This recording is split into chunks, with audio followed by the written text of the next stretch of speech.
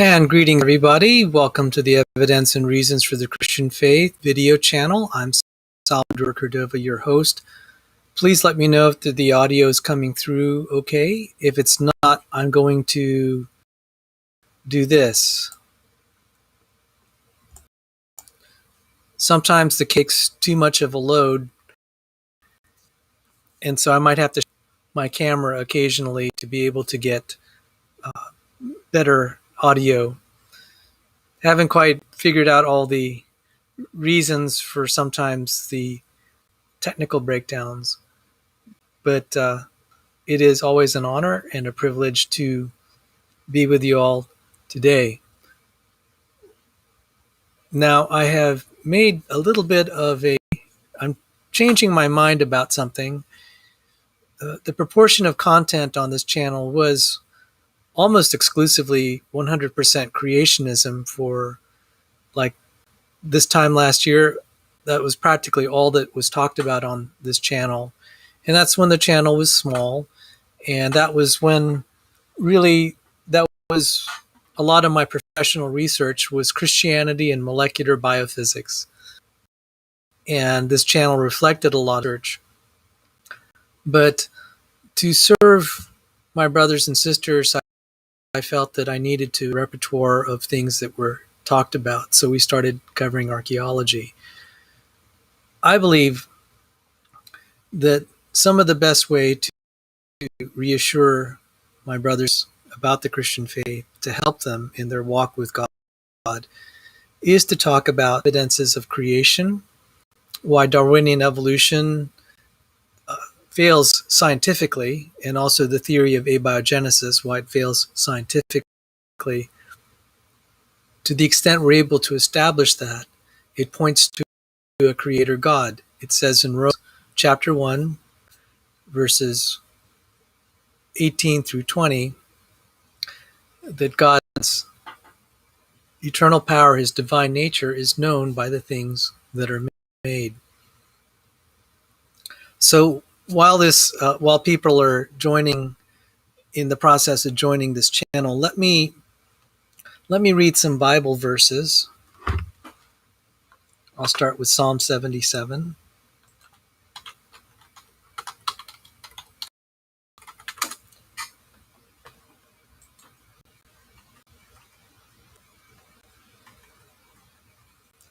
Psalm 77, verse 11. I will remember the deeds of the Lord. Yes, I will remember your wonders of old. I will ponder all your work and meditate on your mighty deeds. Here at Evidence and Reasons for the Christian Faith, we try to meditate on God's mighty deeds. And let me share some other verses. Psalm 35:18. Psalm 35:18. Let me bring that up. Psalm 35.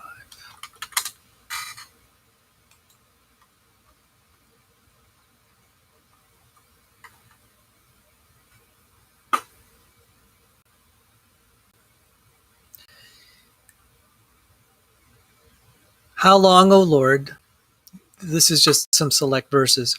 How long, O Lord, will you look on? Rescue me from their destruction, my precious life from the lions. I will thank you, a great congregation. In the mighty throng, I will praise you. And so the idea is we do share, we praise the Lord in the great congregation. And in a sense, the great congregation of all the people in cyberspace.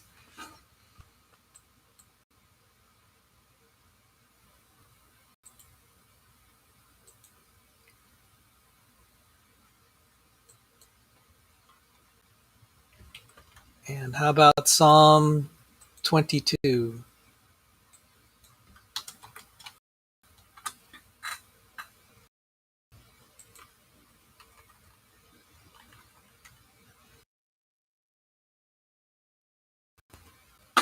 Psalm 22, verses 21 through 22. Save me from the mouth of the lion. You have rescued me from the horns of the wild lion. I will tell of your name to my brothers. In the midst of the congregation, I will praise you. In the midst of the congregation, I will praise you. And then how about Psalm 107?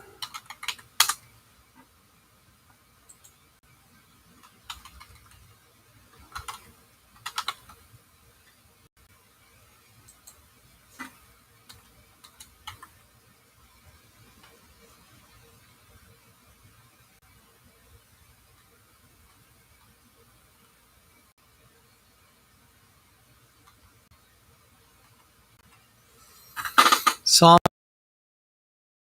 1. Let them thank the Lord for his steadfast love, for his wondrous works to the children of man. So a lot of this channel has been to praise the Lord for his wondrous works, to reassure us. One verse that is easy to overlook, even though we've talked about it, deeper meanings to it.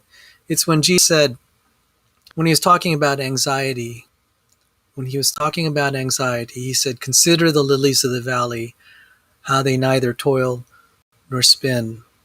Consider the lilies of the valley, how they grow. They neither toil nor spin. Yet I tell you, Solomon in all his glory was not arrayed as one of these. As we've studied, one reason I study molecular biophysics, molecular biology, cell biology, and I share it on this channel.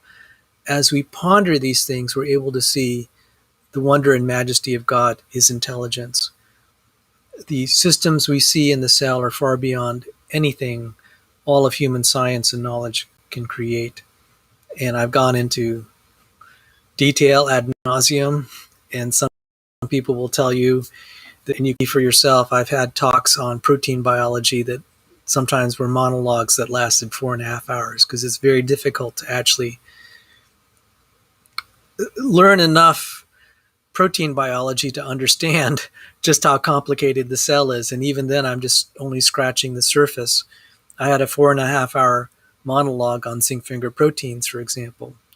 So creation tells us of the Lord, that he exists.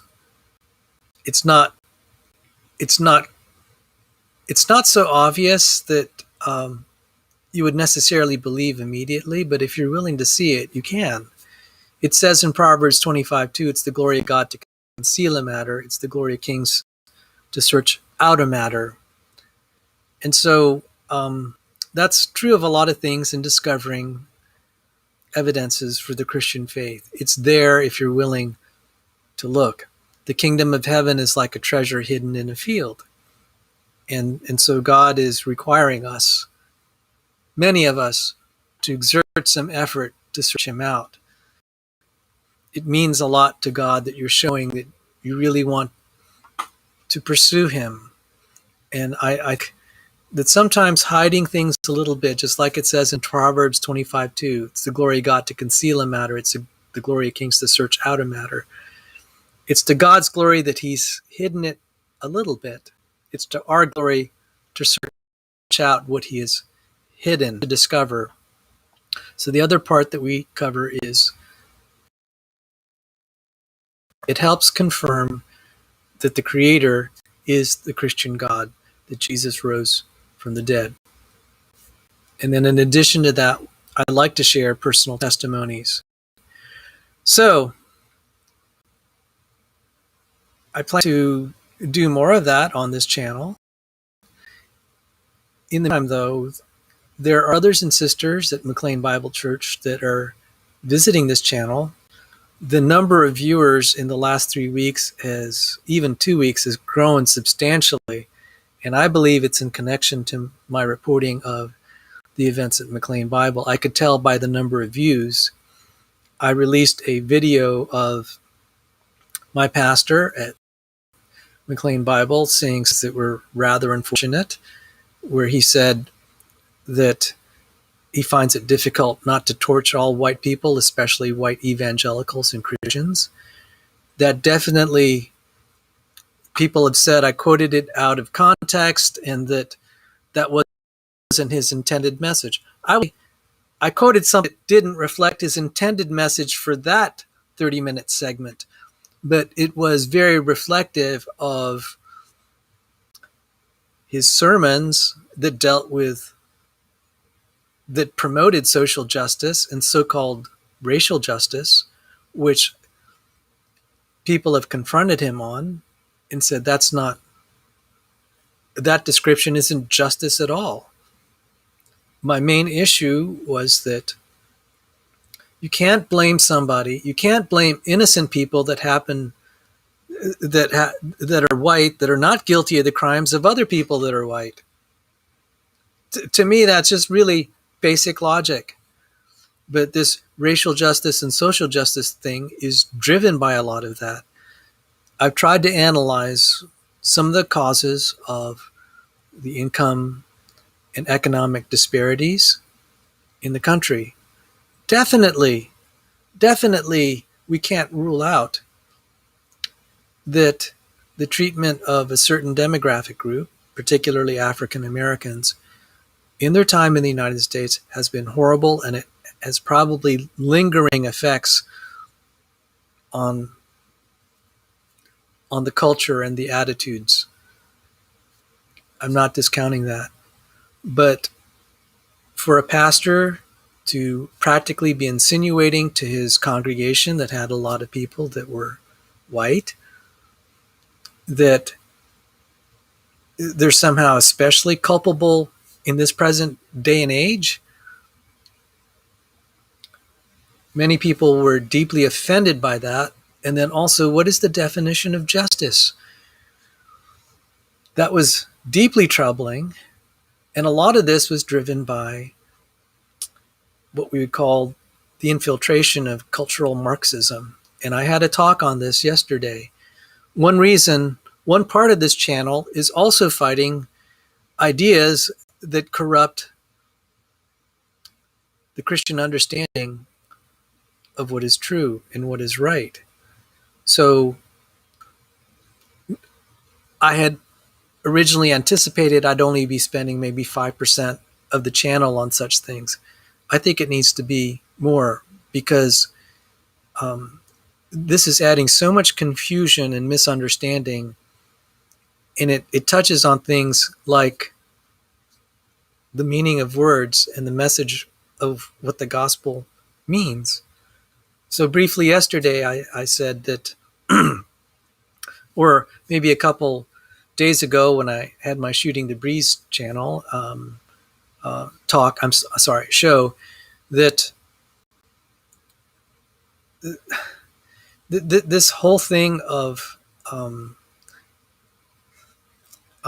what they call acting white, and I read that there's a cultural problem if an African American boy is found with a book, and I highlighted a comment by President Barack Obama, who said it's just terrible to slander an African American boy who happens to be carrying a book and saying he's acting white. That is not helpful to be affixing labels like that are pejorative. Scholarship or doing anything that is going to help you to be more valuable to society shouldn't be denigrated like that. Now, I'm not saying I know the solution to changing the culture, but that certainly is not helpful. That contributes to the economic disparity. Barack Obama, now I totally disagree with most of his policies, but he got one thing right. Let me see if I could find the quote. You can find it under the Wikipedia entry, acting white.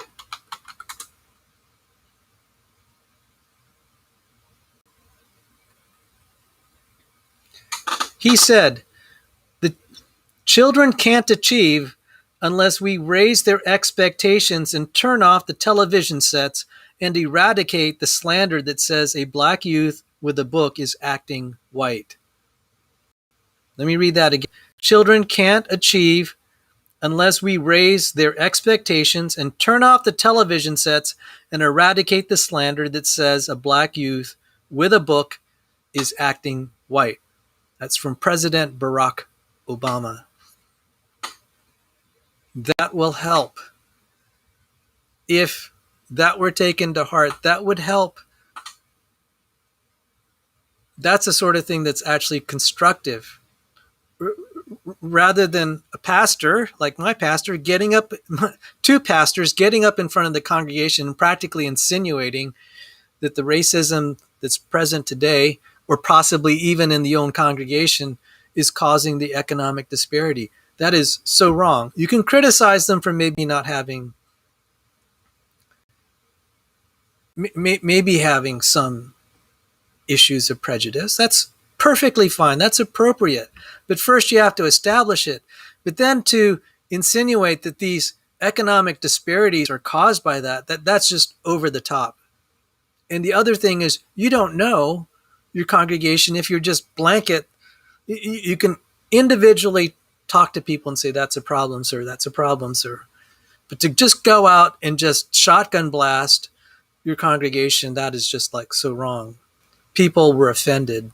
They left. Half the congregation left. What took almost 60 years to build the congregation, half of them left in a year. And so I felt I had to speak out on this.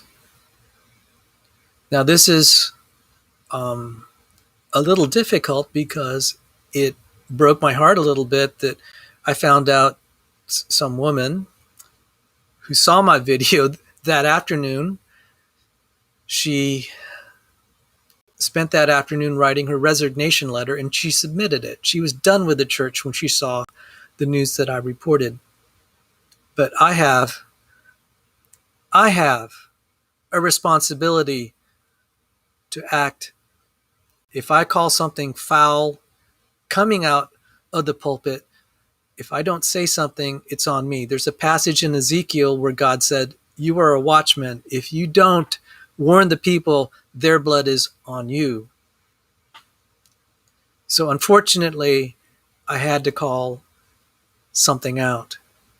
It may cause us to lose members in the church. Let me acknowledge, now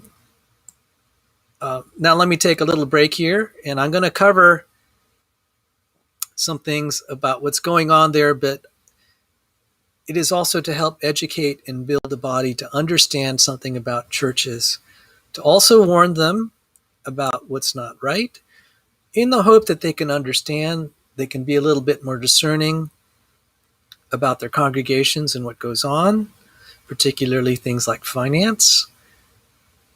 First thing is doctrine, and then finance. Conduct, the role of a congregation. And it's actually a valuable discussion. So let me acknowledge who's here. We have Doki Doki, God bless you, Doki. And we have Patrick Alexander. Philip M., I believe you're relatively new to the channel. You may have joined in the last 2 weeks. So a special welcome to you, and a special welcome to everyone who's new to the channel. And there's been a lot of new people to the channel in the last 2 weeks. We have Patrick Alexander. And Philip M. showed a picture of Lake Louise, Alberta, Canada. Thank you. Nicholas.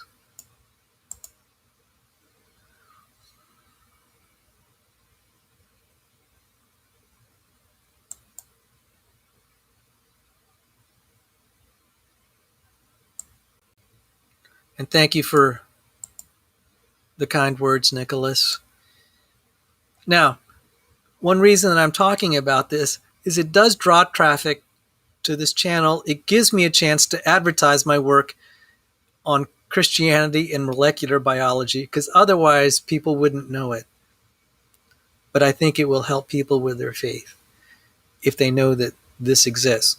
So, to some extent, discussing this, because it's of interest to people, it's also to raise awareness of that this channel exists, because there's a lot of stuff on molecular biology and Christianity and archaeology in Christianity, a little bit on, and what I think are great personal testimonies in Christianity, a little bit of what we call presuppositional apologetics as well.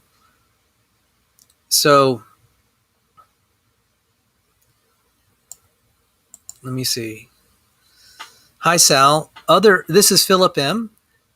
Hi Sal. Other YouTubers, AD, are picking up the MBC story, but unfortunately they are somewhat clueless about what's been going on at the church. Some just think it's about an elder vote. Oh no. Oh yes. So even for people in the church, and even for myself. Oh, greetings, Zach. Greetings. Even for myself, I didn't understand what all the conflict was about a month ago. I didn't totally understand. It is on many levels. If you ask people today what the conflict is about, okay, so let's say we ask the regular attenders or ex-members of McLean Bible who left in the last year, a lot of them will say it's the social justice gospel masquerading as the gospel of Jesus Christ. So a large fraction have already left that were upset about the social justice gospel. They were livid. I specifically, in my video, shared what Mike Kelsey, what is in his heart. He sees a white person, when George Floyd was killed, when Trayvon Martin was killed, he got upset. He found it difficult not to torch white people, especially white evangelicals and Christians. He said that. Why should it be difficult? Why are you so eager? I'm just going to pose the rhetorical question. Why are you fomenting so much rage in your heart against people that were not involved in that? It just sounds terrible. And there are some things that I found out later that the press didn't report about Trayvon Martin or about George Floyd.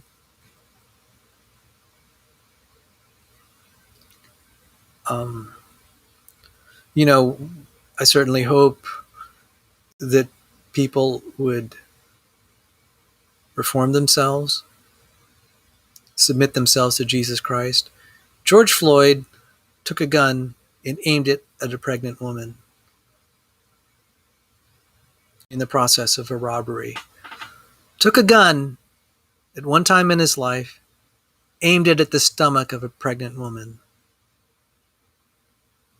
during a robbery.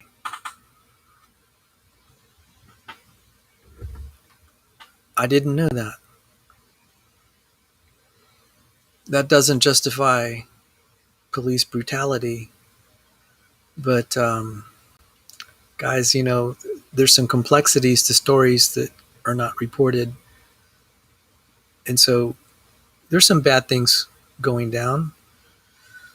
There was the riots in Kenosha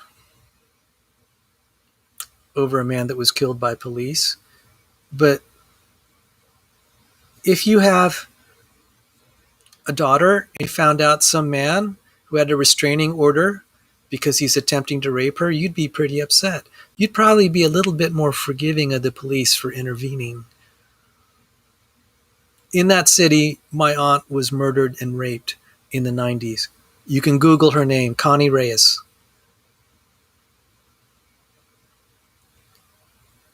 You see that the reporting has been slanted. We are making criminal behavior in that city, but it could have easily been, if it were accurately reported, about a man that the police had to stop because he was attempting to rape. I'm sorry I have to use strong language like that in this channel because we're generally family friendly, but I got to tell it like it is. He was assaulting a woman. Does that change the picture?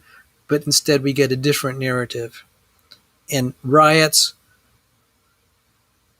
were bursting out. Businesses were being destroyed that had nothing to do with the death of that criminal. Nothing to do with it. That's just rage against reality. And I talked about that in my show yesterday. So we see our pastor, Mike Kelsey, saying these words, fomenting rage. And it's just like, dude, what are you doing? You know, if someone, it's perfectly understandable if you know the individual who committed a specific crime against someone else. Yeah, that's great. It's perfectly understandable. It's great to be outraged over injustices like that. But then to just go after innocent people and be fuming at them, that doesn't make sense. He was fuming at some of, in his sermons, he was fuming at injustices that were done a long time ago, and that's perfectly fine. But then to kind of like, oh, you're culpable, insinuate people of today are culpable for the crimes of people in the past, that just didn't make sense. And then we have tweets of him talking about, oh yeah, I remember when my dad was at the Million Man March led by the Nation of Islam and Louis Farrakhan. I'm just like, dude, you're keeping bad company. I had to call that out. People saw that in the church and got fed up. So a huge part that are already left were upset about that. They're not involved in the current fight. It's more subtle now because a large proportion that were just fed up with that didn't want their children exposed to it, and seeing their pastor with Black Lives Matter signs, pushing it on the kids, that didn't go over well. When we're seeing communities burned down, the businesses of innocent bystanders being leveled and torched to the ground, and then the looting. What does looting have to do? Looting of innocent businesses that had nothing to do with this, stealing television sets, etc., stealing valuable merchandise. What does that have to do with trying to get justice for people? That has nothing to do with it. And so people got upset when there are pictures that he posted on his Facebook account of him proudly showing off Black Lives Matter to God. Some people said, oh, well, it says Black Lives Matter to God. You could also interpret that to say, oh, so you're trying to add legitimacy to the Black Lives Matter movement by saying to God, to put God's name on what this is about. It just doesn't look good. So now, fast forward to more things that are happening. There are issues with money and lack of transparency, a disturbing lack of transparency, and very misleading statements from the leadership. And it's like, why are you making misleading statements? Something as basic as saying, I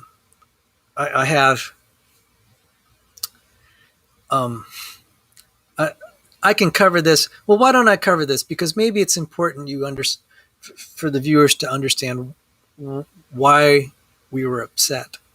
So let me back up just a little bit more.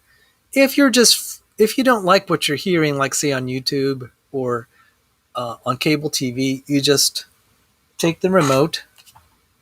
In the case of cable TV, you take a remote like this and you just switch the channel. You're not forced to watch it. For many of us, myself included, the experience of church can be somewhat like that. If you don't like what you're hearing, you just change the channel. You can go to another church. Absolutely fine. That is reasonable. So let's say you have just come to a new town and you visited a church for the first few weeks, and then you realize you don't like what you're hearing. Yeah, definitely go to another church.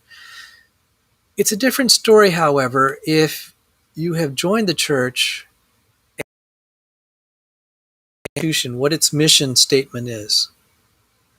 And the mission statement's very important, and the Constitution. It's declaring what this church is organized to do, or what this institution is organized to do. So if you donate to any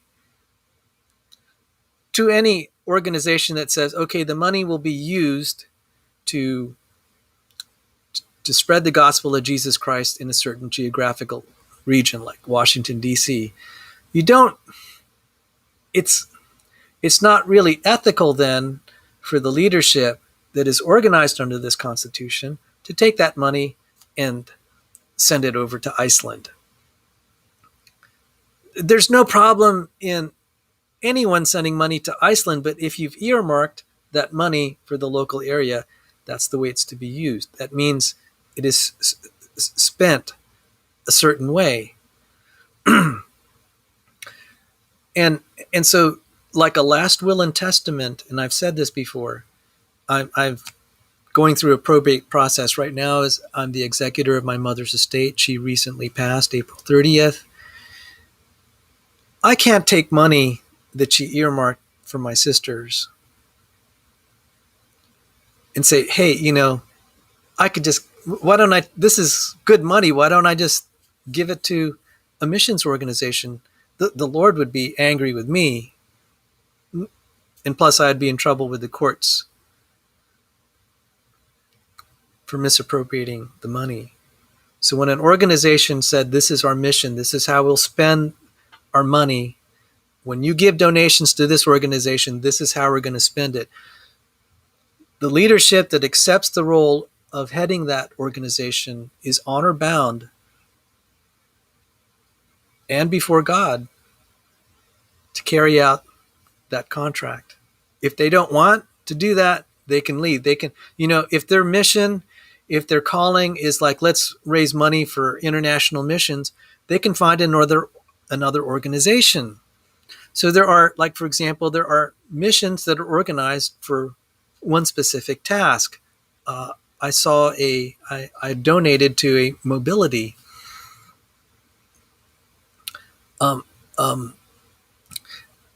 what they call mobility.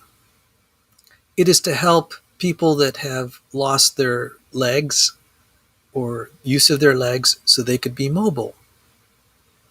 That money for that organization was specifically earmarked to help disabled people. You can't take that money and ethically, you're collecting, you're soliciting and receiving donations with the expectation you're going to spend it to help the disabled. You don't take it and then use it to finance a preacher. It's not inherently wrong to give money to a preacher, but that's unethical. Like, let's say, and I'm sorry that you can kind of guess where I'm headed with this. You can't collect money on behalf of the disabled, and then if you're a preacher, line your own pockets and say, well, I'm a preacher, I deserve that money. That's not right. Or you take it and you give it to your other preacher friends. That's not right either, okay? So this is where the church constitution is actually really important. Violations of that are concerning. David Platt, on July 4th, he said, we're not affiliated with the SBC. And let me see if I can just see if I have it here. If I don't have it handy, guys, I apologize, and we'll just move on.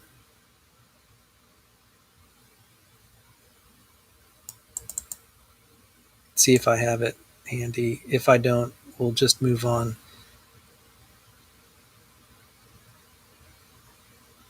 Okay, here it is.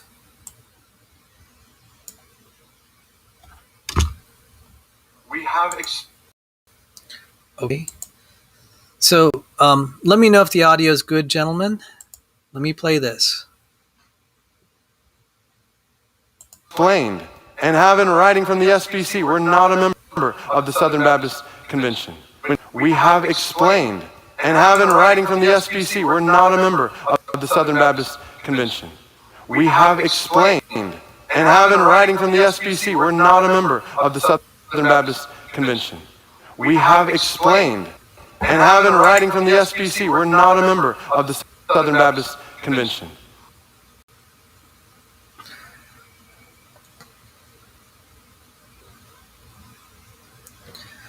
Okay, so that was from July 4th of this year. You said, we're not a member of the Southern Baptist Convention. So the question arises, why are we submitting membership dues? Is our status like any other church that is a member of the Southern Baptist Convention? Then that is a problem. If your pastor from the pulpit on July 4th is saying people like myself are spreading disinformation and divisiveness, and part of that is over this question, we are not, are we not, McLean Bible Church, a member of the Southern Baptist Convention? So there's not inherently anything sinful. There's nothing inherently sinful in being part of the Southern Baptist Convention. That's, when I first heard that, I said, oh, great, just part of a bigger brotherhood. But remember the sacred oath. Like I said, if you had donated money to a mission organization that is helping the disabled, and then you send it to the Southern Baptist Convention to finance whatever they do, or like, say, worse, the North American Mission Board, that's a corrupt entity, you violated a sacred trust. So that is a big issue. At best, this is misleading and it's mismanagement. Or, as Patrick is willing to say, he is severely confused. And the thing is what financial dealings are we exposing ourselves to with all this? The founding families of McLean were part of the group that voted against the leadership. From the pulpit, he's calling them divisive. These are people that have been there for 60 years, building the church. Their father spent his own money to buy the first church buildings and property and pay salaries to the pastor, and they're being demonized from the pulpit as being divisive because they don't like the way business is going. That is not fair. That got under my skin, and that's one reason I decided to stay in the fight. This is not cool to be deplatforming people, and that will go a little bit more into what I'm talking about, the Bananna Republic. The Bananna Republic, the Bananna Republic style of managing this situation. So let's see. I'm going to go to the SBC net. I don't know if it's still up. I have a video of this when I went to the SBC net earlier. And because this is a high profile case, they may be giving special indulgences to McLean Bible. So this is the Southern Baptist Convention website. As I said, nothing inherently wrong with being a Southern Baptist or any denomination, but the problem is there's been a violation of sacred trust, and then there are now concerns that this organization is getting increasingly corrupt. So I'm just going to click here on our churches. I'm going to enter McLean. And I typed in McLean right here. And let's see what comes up in the search engine. Oh my goodness, look at the top line. McLean Bible Church. And it says, click here for more info. I will do that. McLean Bible Church. Oh, look, that's the church website right there.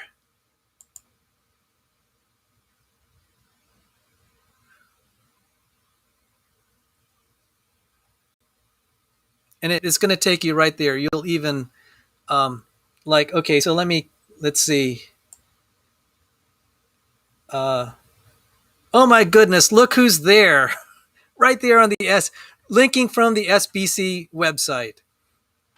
That's the same guy who said, we are not a member of the Southern Baptist Convention. This reminds me of when Bill Clinton said, okay, I'm going to change the words a little bit, trying to be family friendly. He said,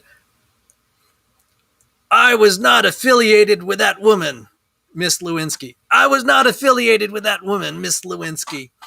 He said, listen, listen carefully. I was not affiliated with that woman, Miss Lewinsky. You know what I'm talking about, the famous scandal or infamous scandal of Bill Clinton. And well, the DNA evidence was in, and he did have an affiliation with Miss Lewinsky, so to speak. And he said, well, that wasn't really an affiliation, but I don't know how to put this. It's like, okay, so they're exchanging goods and services, so to speak. And it's like, well, he defined that as not being an affiliation, whereas other people would. Okay, so we're kind of being family friendly here. You can look up the Bill Clinton, Monica Lewinsky thing. If you're not familiar with it, you'll actually know the euphemisms. You'll understand what euphemisms are using.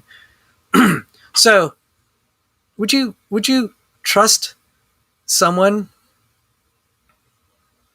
Oh, thank you. Yes, I am going to try.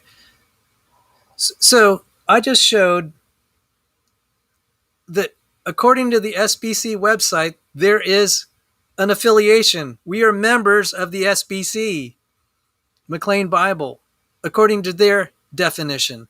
But according to Mr. Platt, and let me share this. See if I have it. Share this. We're not a member of the Southern Baptist Convention. We're not a member of the Southern Baptist Convention.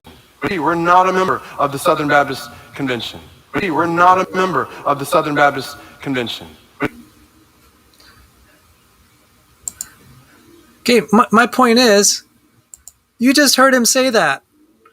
And then people will go to the SBC website and say, what's that about? And then we look at, people have asked, what are the legal documents? What have we signed? What's the money trail? Why can't we get a straight answer? Just like this is sounding like Bill Clinton saying, depends on what your definition of is. Or that this definition of affiliation is something else than what other people would say. And I'm being family friendly here because I'm not going to use those words. It's just too graphic. Okay. So do you want to do business with anyone like that? Okay. Let's say he's not lying, but he's using different meanings than what other people understand it to mean. Do you want to do business with someone like that? Can you trust someone like that? I would have a hard time wanting to do business with anyone that is not very concerned about the way that I interpret what affiliation means.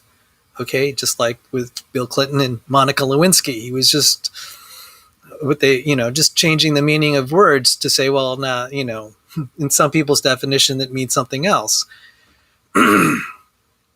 So,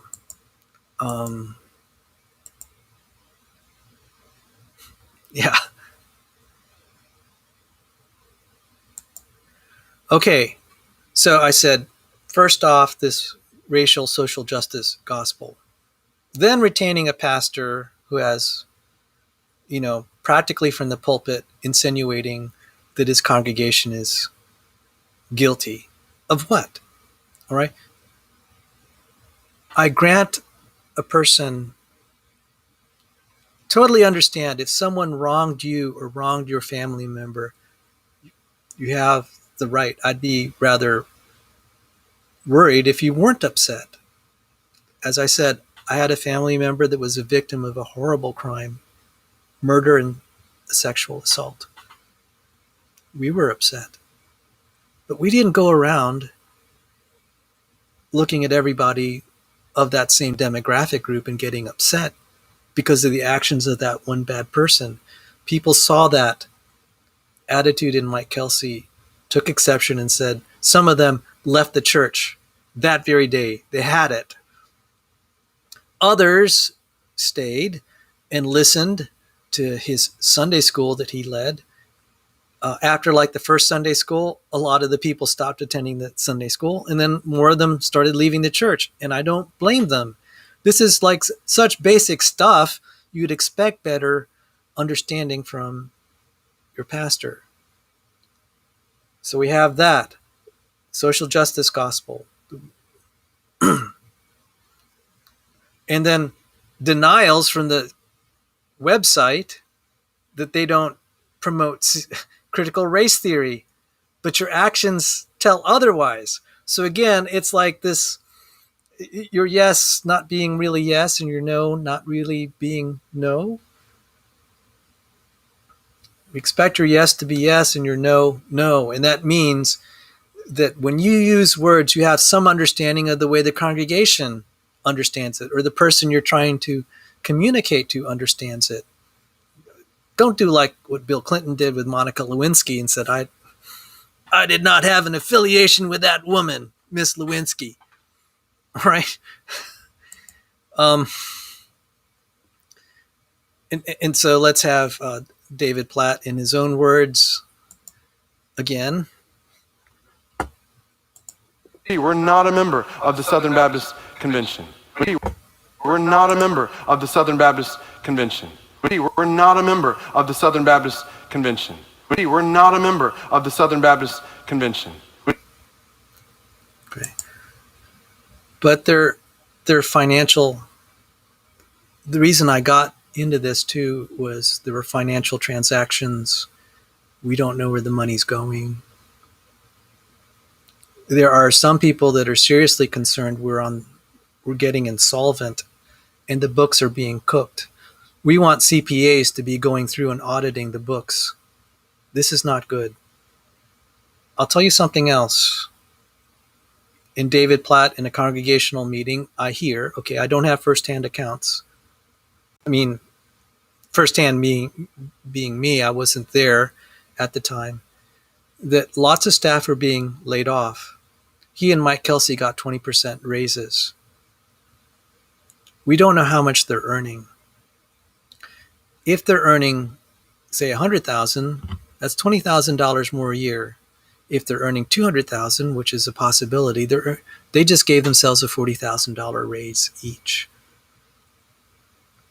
Why is this not known to the congregation? All right. Now, that being said, if someone is a book author and you want to buy his books and he makes millions off of his books, but you paid your $10, I have no problem with that. I'm no problem with that. But kind of this, like, let's spread the gospel to all nations. And then we see our ministry budgets. A lot of local ministries, many of them with small budgets, were just canceled. That bothered a lot of people. Then a lot of staff were being laid off. That didn't look good that staff were laid off and then the pastors give themselves a raise. Okay, so this is a good question. What is Kelsey's involvement in all this? He's the second most powerful pastor at McLean Bible behind David Platt. So David Platt promoted Mike Kelsey. I hope that answers. Thank you for your question there, and let me see who N and M Hurtado. Yeah. Well, thank you for your question.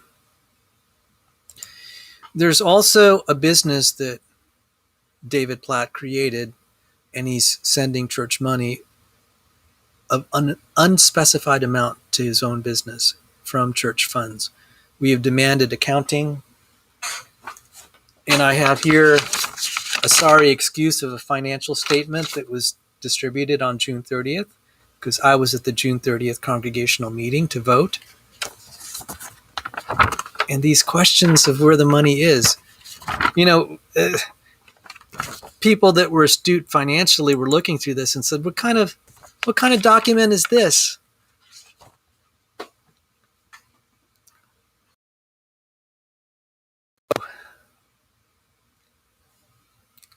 Social justice, the SBC affiliation, but then, it would have been maybe forgivable if David Platt said, we're mistakes have been made, we shouldn't have been affiliated. But to go out there on July 4th and say we're not a member of the SBC, and then to say that people like myself and others are spreading disinformation, okay, that seems like an infraction. So at least two infractions. The third one is lack of transparency.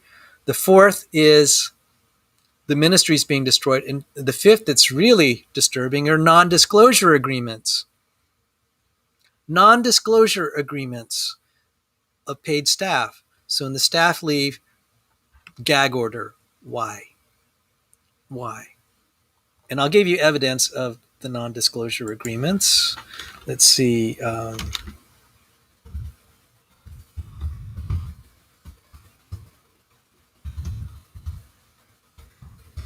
See if I still have it here. Yes. In their FAQs, finally we get an acknowledgement that they're actually doing this.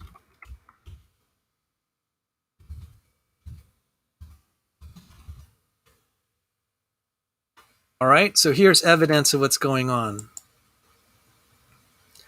Why have MBC staff members signed non-disclosure agreements when they have left in the past?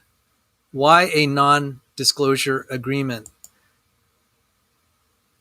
And okay, so if they saw, like, say, abuse in the workplace, they can't talk about it, or questionable business practices, or questionable activities like being a member of the Southern Baptist Convention, doing things that are against the church constitution, or anything. Why can't they talk about that? When some people heard that, their jaws dropped. It's like, what are you guys doing? What are you hiding? And that's exactly a concern. Like I said, the problem of transparency. Why can we not interview staff to find out if we are concerned about the finances? We have a right. The congregation has a right to know what's going on. And of course, they gave some reasons for a non-disclosure agreement, but it's like, well, what does that cover? I mean, if it's in connection to an investigation of possible malfeasance, why aren't they released from it? Or if it's a concern about biblical practices, why can't they say it? I have heard that the climate among the staff was that Mike Kelsey was making them feel very uncomfortable. I've heard that just by the rumor mill. Why can't they testify that there's a climate, like, let's say if there's a climate prejudice there against white staff workers? I would be interested to hear that. But as I just showed, there's a non-disclosure agreement. They admitted it now. They finally admitted they've imposed non-disclosure agreements. The one that is really disturbing, though, is the pastor of 37 years. I highlighted his story here. Former staff member? Why is he on a gag order? Why is he not allowed to say, hey, the way the church is going, this is not what I signed up for when I retired. I was willing to hand over the reins, but Lon Solomon came out against the social justice gospel. If he were free to that non-disclosure agreement, some people would be curious what he thought about what's being preached. What he thought about Mike Kelsey, who he himself brought on board, helped bring on board staff at McLean Bible. We would value that opinion.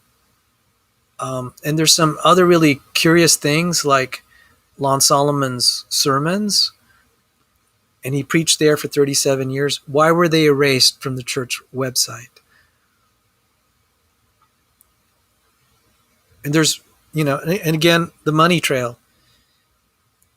Money is going to the North American Mission Board. It's not an organization that is notoriously known, publicly known to have had a long history and an ongoing history of financial corruption, where money that is solicited to do the work of the gospel is being used to line people's pockets. To line people's pockets. In 2008, it was known that one of the leaders of the North American Mission Board had a $1 million discretionary account. No receipts required. No accounting needed. Just give it to him. He's a trustworthy servant of the gospel. Well, he was caught. He was finally caught, but no charges were levied because, the organization said, that's not really fraud.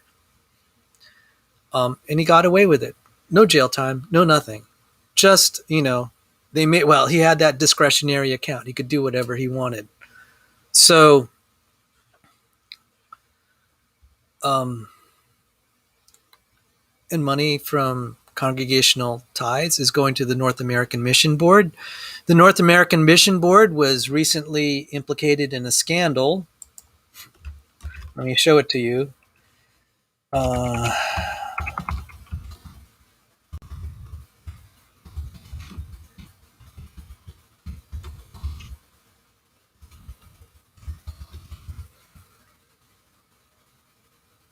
Let me show you this here.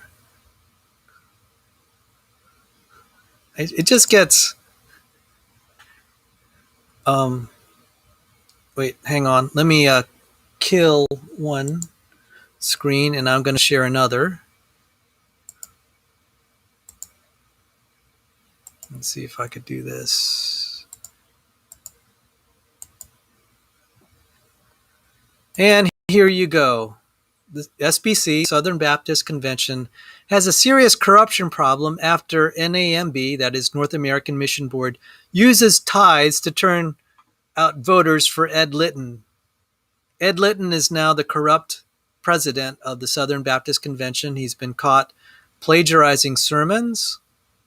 So yes, a corrupt leader being elected by bribes, taking church tithes to pay for the bribes. And guess who one of the donors to the North American Mission Board is? McLean Bible Church. I'm sorry, McLean Bible members. If you've been donating tithes to McLean Bible, some of it is going to the North American Mission Board. And we don't know how that money has necessarily been used. There's not a good accounting trail. I'm just pointing this out.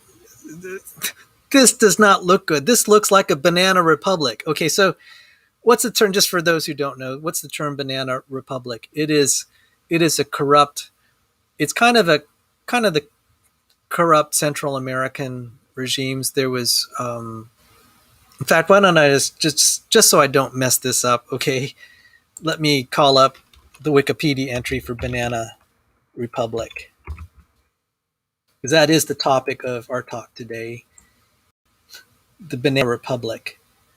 Let's see.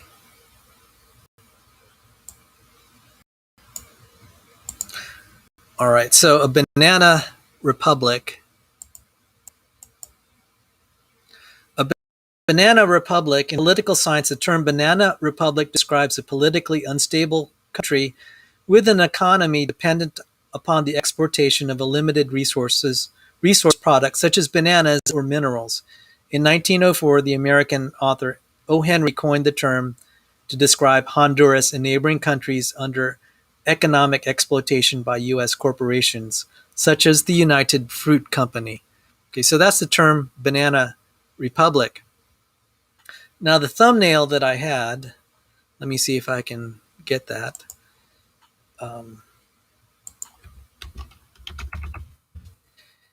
There happened to be a clothing store that I'm embarrassed to say a little bit, maybe 20 years ago, I frequented because there was a young lady who wanted me to dress up a certain way, and she and I would go to the Bananna Republic store. So the thumbnail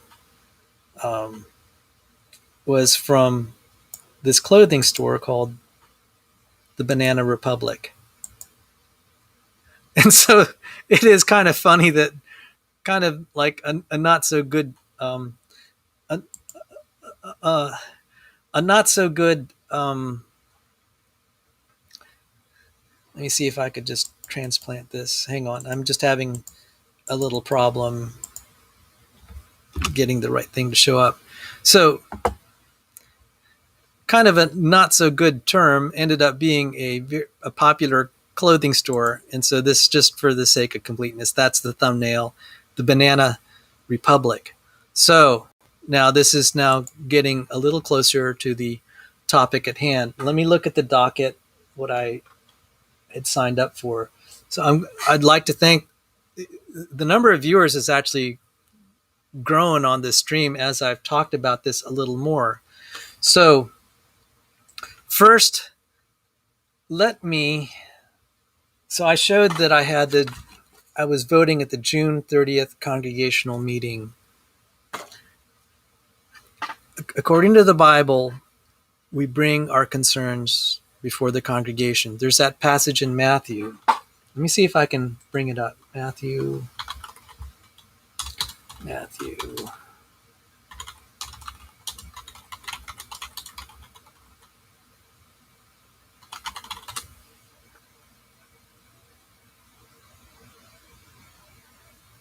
Okay, Matthew 18:17.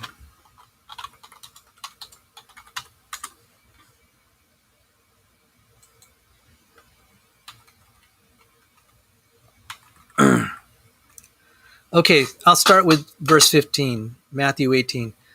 If your brother sins against you, go and tell him his fault, between you and him alone. If he listens to you, you have gained your brother. But if he does not listen, take one or two others along with you, that every charge may be established by the evidence of two or three witnesses. So these are the sacred words of our Lord and Savior, Jesus Christ. If he refuses to listen to them, tell it to the church, that is the congregation. And if he refuses to listen even to the church, let him be to you as a Gentile and a tax collector. Let him be to you as a Gentile and tax collector. Now this is interesting on many levels, because under Corinthians, if you have a dispute with someone, you don't bring it immediately to the courts. You bring it before the congregation.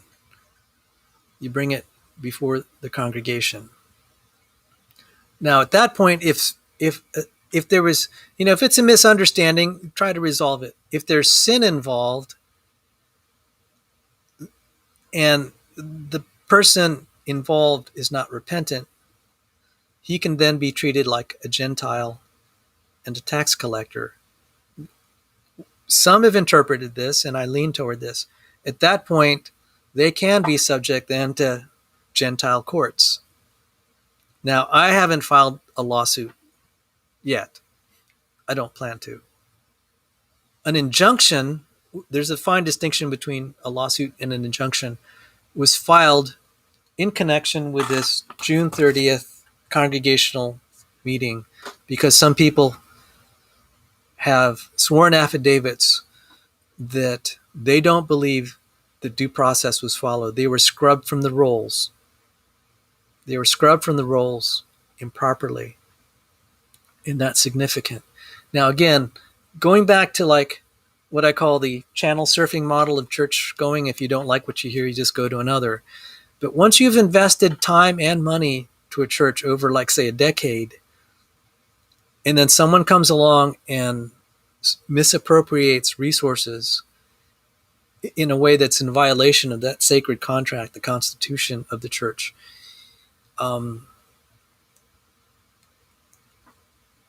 they certainly have a right and responsibility to try to call it out and correct it. If their votes are being removed, this is changing. That's not right. This is interfering with due process. And just to give an idea, again, so like with the kind of the channel surfing model of going to church, it's different than when you've invested something in this, and that thing you've invested in is a $150 million platform. The tangible assets of McLean Bible are in that range, $100 to $200 million. It's a lot. Some speculation has been put forward that if we account for the fact of all the transportation infrastructure being built there, it could be worth $500 million now. At some point, $500 million. Whoever gets to have the platform of that pulpit and teach is in a very high position of power in the area. Very influential. I mean, President Trump has come to this church. Mike Pence a few times. It's not unusual to have senators and congressmen. You have a very important pulpit. And so the stakes are a lot higher now, if you remember. And 100, we don't know the exact numbers. It could be 150 to 250 no votes were cast. But let's just make it simple numbers. Let's say we had 150 no votes cast. Every vote was therefore really, proportionally speaking, worth $1 million. I never thought my little vote of, my little ballot was worth $1 million. But yeah, I mean, figuratively speaking, that's what was at stake. And so someone having their vote denied is a big deal in terms of McLean Bible Church Incorporated. So there's a layer of organization that is actually physical incorporation of tangible assets. If this were just saying, okay, this is about who's going to teach you on Sunday morning or what sermon you're going to listen to, I'd just use the channel surfing model. Just like go to another church, no problem. But where this is going, $150 million platform, and you have leaders that are promoting the woke social justice gospel from this platform. The language that they're using from the pulpit is inflammatory against members that disagree with them. There is suspicious, this whole thing about, are we members of the SBC or not? Why can't you just say, well, it appears we are, we made a mistake? I would find that acceptable. We shouldn't have done that, we made a mistake. You don't go there on Sunday morning and say, no, that's disinformation. We're not members of the SBC. Just kind of like Bill Clinton saying, I'm not affiliated with Monica Lewinsky. It just sounds bad. The lack of financial transparency, the non-disclosure agreements. Do we want a management group like this entrusted with that? Oh, Dr. Pigeon's here. Oh my goodness. Well, I got to tell you, Dr. Pigeon, this channel has grown because I've not been doing 100% molecular biology and Christianity. So those votes counted. All right. So I'm just setting the stage for what that vote was on June 30th, 2021. You would think when the votes, when the stakes are that high, that the congregational meeting would allow concerns to be aired. There was no opportunity for people to say this is improper. We have concerns. We were silenced. We were silenced. Yesterday, I gave a talk about Mao Zedong and the Great Leap Famine. He had some crazy ideas about how to do agriculture, and when he didn't get the numbers that he was promising, he started killing people that were telling him the truth. That's how you shut down. It's important that people can raise their concerns. That's biblical. That was taught in the Bible. You have business that you present before the congregation. And so dissent was not invited. And I've given you like 5 big concerns. Silence. What ended up happening is we had a congregational meeting, dissent was silence. And there are some things that I don't completely understand myself because I've never had to go into this level of detail. But according to Robert's Rules of Order, which is something that's been widely incorporated, he was a Baptist, very devout Baptist, that meetings can be interrupted if what they have like points of privilege, a member can go up and say point of privilege, point of order. You can stop, you can halt the proceedings and say, time out, this isn't right. We got to do something first. And then you can put motions on the floor like if someone motioned, we motioned that David Platt be removed as elder. There are a lot of things that can be done in a congregational meeting if the floor were open. Instead, it was shut. And God bless the security that has protected us at McLean Bible. There's both Fairfax County security and also church security that is. So a lot of these are armed to various levels. So let me show you a picture here. Let me show a picture here. Let's see.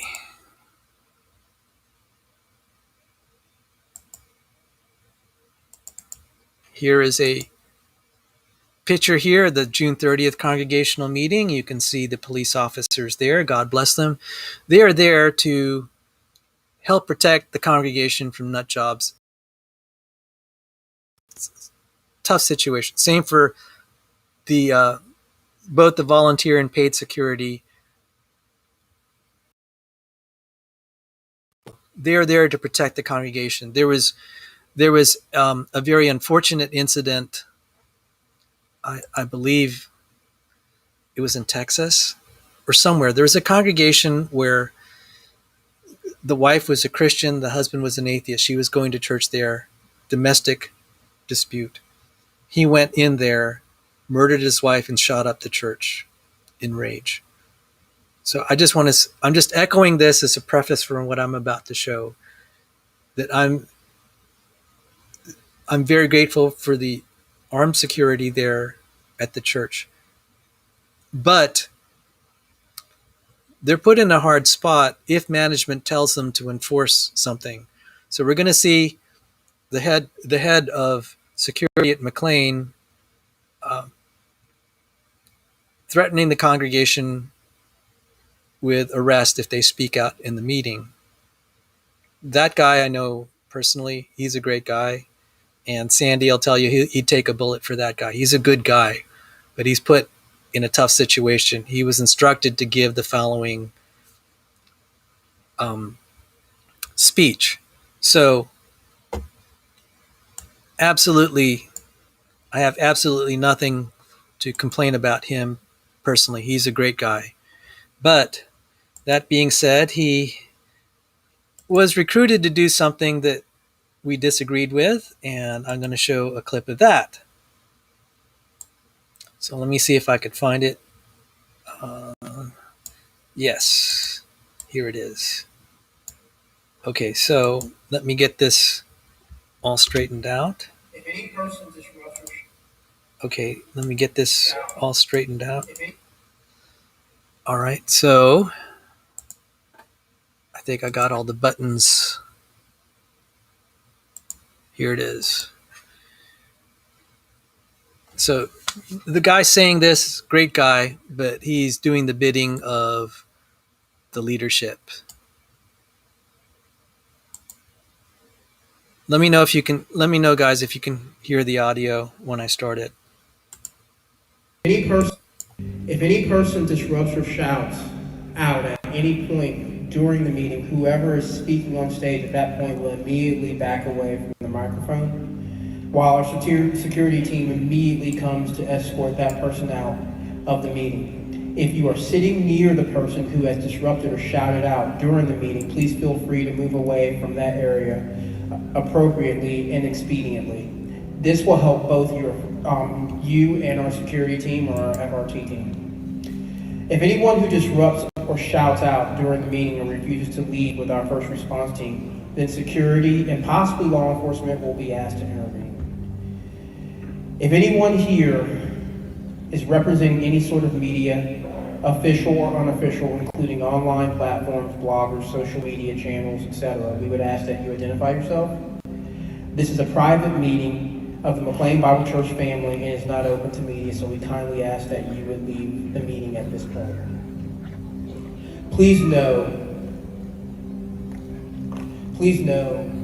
that we care and we love each and every single one of you. This is for your cooperation, and we pray for a peaceful and productive gathering that brings honor to the Lord. Thank you. Let me play it again. So some people were laughing and said, please know we care and love each and every one of you. If any person disrupts or shouts out at any point during the meeting, whoever is speaking on stage at that point will immediately back away from the microphone, while our security team immediately comes to escort that person out of the meeting. If you are sitting near the person who has disrupted or shouted out during the meeting, please feel free to move away from that area appropriately and expediently.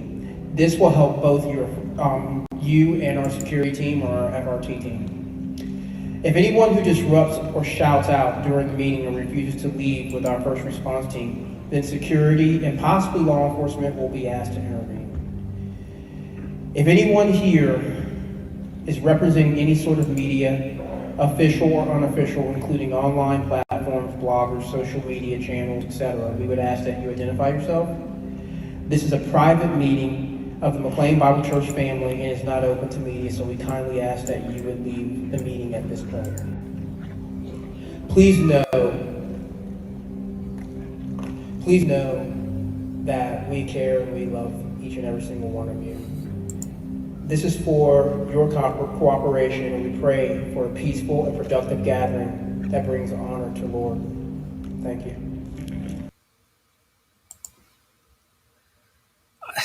Guys, I'm sorry not to just laugh, but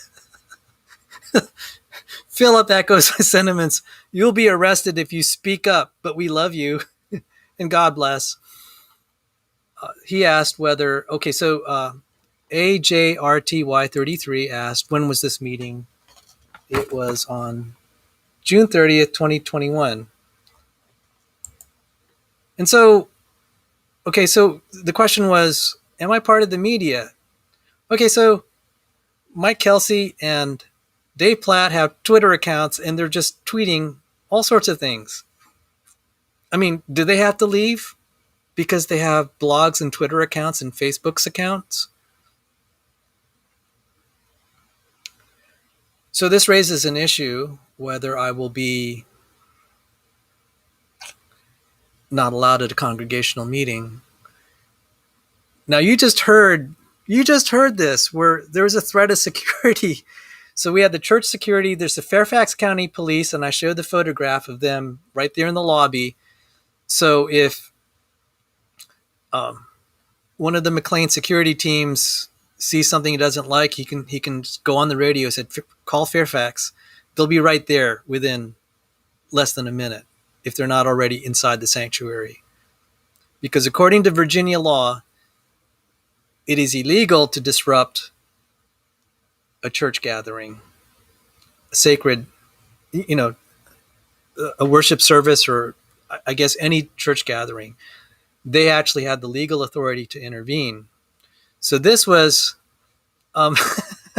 yes, this was orchestrated. This was orchestrated to prevent discussion. So it was basically inciting people that had all these concerns I was listing, saying, okay, you want to say something and you want to bring this up, you could be arrested. You can't tell, you're not allowed to tell what you feel the truth is. And I raised what some of these concerns were. Specifically, at the time, there was concern about one elder about his personal life. I got a lot of flack for saying that he had an affair that I felt was a little too recent, that was materially important. I got flack for saying that I think the allegations are true. Turned out on July 18th, he confirmed them, but there's still lingering questions about the timeline. He said in front of the congregation, this was all, 10 years ago. I have had other reports that this is a lot more recent than that. I'm not saying one thing or the other, but you see, this should have been brought up in the congregational meeting where someone could get up there in front of everybody and say, Mr. Tucker, is this true? And he could say, yes. And then I could say, someone could say, okay, when did this happen? What happened and when? And he could give his side of the story. So there are people in McLean, a spectrum of viewpoints. It's like, okay, if it's 10 years ago, we're cool with it. Some people say no, because we had a pool of elders that were more qualified, and why were they shown the door?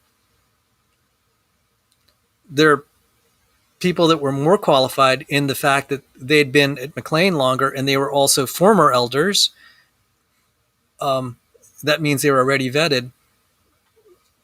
There's an issue there. And so, but this wasn't raised in the congregational meeting. So now you heard. So what ended up happening is it was a contested outcome. One, we didn't get a report of the exact numbers. We had to present IDs to get our ballots. The ballots were counted by under observation of an independent law firm. So this is probably more secure than the last presidential election in the United States. And the elders said, well, depending on how you count it, we lost the election. And so they had another vote on July 18th in the middle of a worship service. In the middle of a worship service, okay, people had problems with that. Now, this time around, what they were going to do is you had to present your ID. Then the ballots were printed out with your name on it. So now it's no longer a secret ballot. No longer a secret ballot. Some of the staff members, some of the paid staff members were at risk of being identified as being negative on the leadership. They could lose their job. It was widely felt that the paid staff members many of them had voted no at that congregational meeting. They're no longer secret. They're identified with their name on it and how they voted. Oh yeah, these are huge issues, and yeah, we don't know. So now we have the lack of secrecy, but we still had to, we did, there was, in a sense, it was, we had voter ID. Now, the story was, okay, this is good. Why was the first vote discarded? Why was it constitutional? The excuse given was They said someone had printed out all these extra ballots, filled them out, put them in the ballot box. Actually, it was a can. It's a little trash can. That story doesn't hold water because we know how many ballots were issued. Like, say, hypothetical numbers here. 401 were issued, 400 were counted. There's no way that story holds water, that someone used a church copier to print up more ballots and then filled them out. It's a very flimsy excuse to have a revote. And so there was a campaign of demonizing the no votes. Our best estimates, yeah, here it is. Dr. Pigeon here. He's a former, by the way, Dr. Pigeon is a former McLean member. And thank you for visiting and hearing me out here. So, yeah, there are a lot of problems with why this was redone, and that will probably be also, there could be legal challenges in that. Let me just say, I'm not going to, the Lord's laid on my heart, I need to take care of my own house well and manage it well before I try to fix the Lord's house to some, in terms of the management. I can call out things that are like false gospels or lack of transparency, but as far as the mechanics of the legal stuff, I'm not going to get too much into that. I've shared what I feel any ordinary citizen could call out as concerns. So, this, how does the church get to the point that it has to have printed ballots, ID, private law firms, counting? Oh yes, and it was because it was spread out over 5 campuses on the July 18th vote. The McLean campuses: Montgomery, Prince William, Arlington, Tysons. I'm probably missing one. They had to be special courier and put in secure containers that they use for transportation of, when they give it to armored cars with the money. They would use they'd use the same kind of containers. I don't know if they use the same couriers. And people were laughing and saying this is more secure than the last presidential election, with IDs and printed ballots with your name, and then special couriers, and then law firms supervising the counting. Now, there is some concern about the law firm chosen because they're the same law firm that was involved in a similar woke schism down there in Florida, Knight and Holland. Okay, so I'm giving you even more details. So, someone asked, have I been asked to lead the church? Another story. Okay, I have not been asked yet. I was very concerned. I was at a Friday, July 16th, Friday night, prayer and praise. We were praying for the vote, and I was praying for unity, that we'd be 100% no's, and the Lord didn't grant that prayer. But in the middle of the service, an individual came up to me and said, they're looking for you. I scooted out of there. Okay, I didn't know what that was about. But given that security had been escorting other people out, I felt that I was being targeted because I was the one who broke the story about Mike Kelsey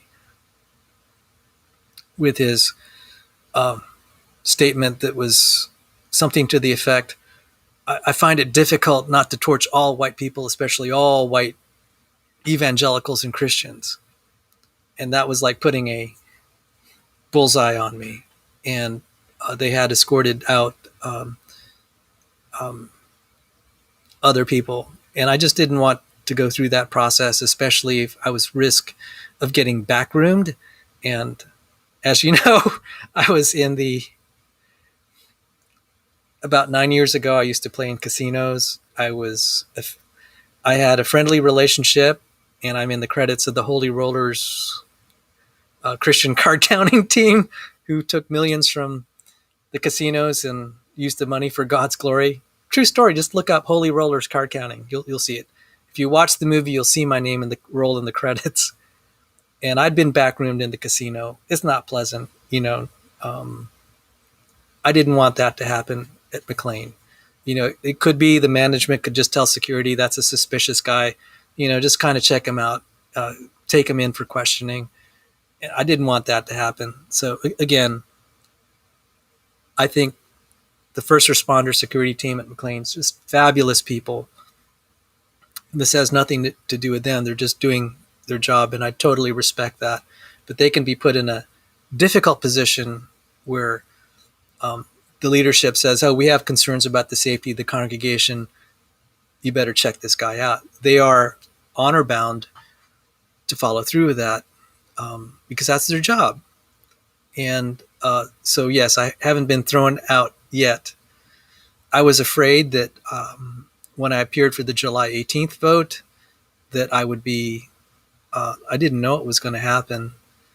And I brought my passport because one of the backroom techniques is they'll say, can I have your ID? You give it to them. And if it happens to be your driver's license, they'll just hold on to it for an inordinate amount of time. Yeah, you can leave the premises, but then you don't have your driver's license. So when I came up there to request my ballot, I gave them my passport. If they tried to pull that stunt, I'd at least be able to leave the premises. So now I'm going to show what happened at that congregational meeting. I want you to pay careful attention to the chairman of the Board of Elders, Larry Cooper. So you'll see David Platt on stage and then Larry Cooper. I'll fast forward. Larry Cooper said,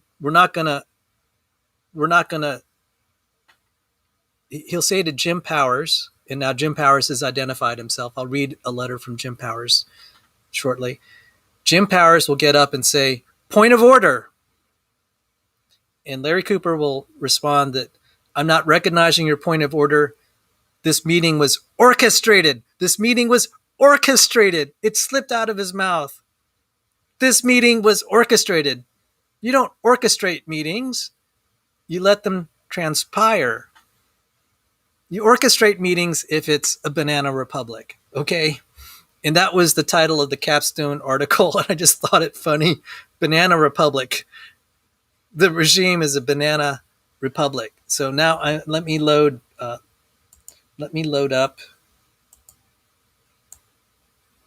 this. And guys, let me know if you hear the audio. So you'll first, let me just show what's going on.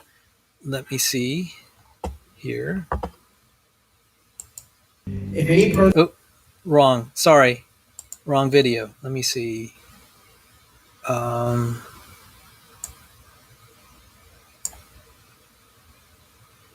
I had this.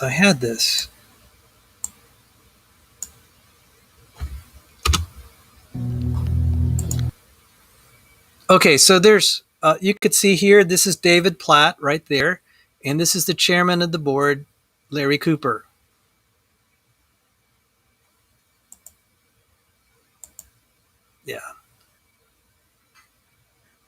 Yeah, he said it will be done as orchestrated. So I'll play it. Can you all hear it? Thank you, David. And before we start, I just want to say a special word for Ken and Judy. I so appreciate their transparency, their vulnerability, and what they shared with us. And I can just tell you that they're wonderful, wonderful people.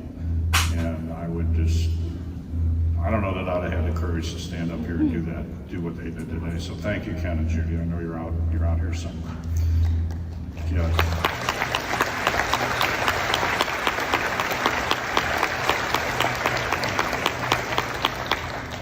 As David mentioned, we have some family business to address today. To that end, I officially convene our previously announced special congregational meeting. Its specific purpose is to vote on elder nominees.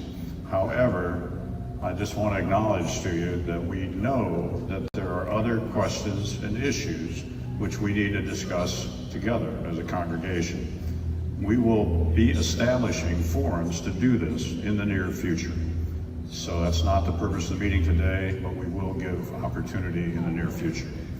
I will also announce that a quorum is present, so we have a quorum.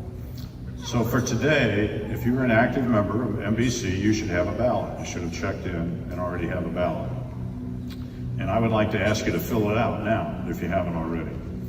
We are voting on whether or not these three men on the ballot are biblically qualified to serve as elders at McLean Bible Church in our church family. Chuck Hollingsworth, Ken Tucker, and Jim Burris. All three of these men have been nominated by church members, examined, and unanimously affirmed by a nominating committee made up of both elders and church members, and recommended unanimously by our current Board of Elders. If you believe they are biblically qualified to serve and shepherd our church, please mark your ballot yes.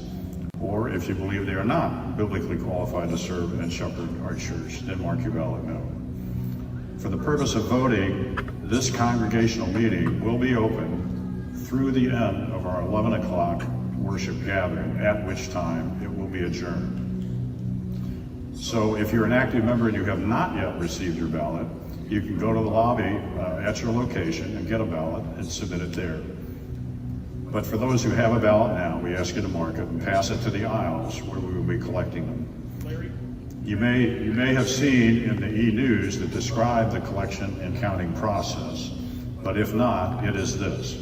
Ballots from each location will be secured and handled the same way that we safeguard cash and checks, and will be transported to Tyson's from our remote locations in special locked containers, the bank lock bags that we use for cash and checks.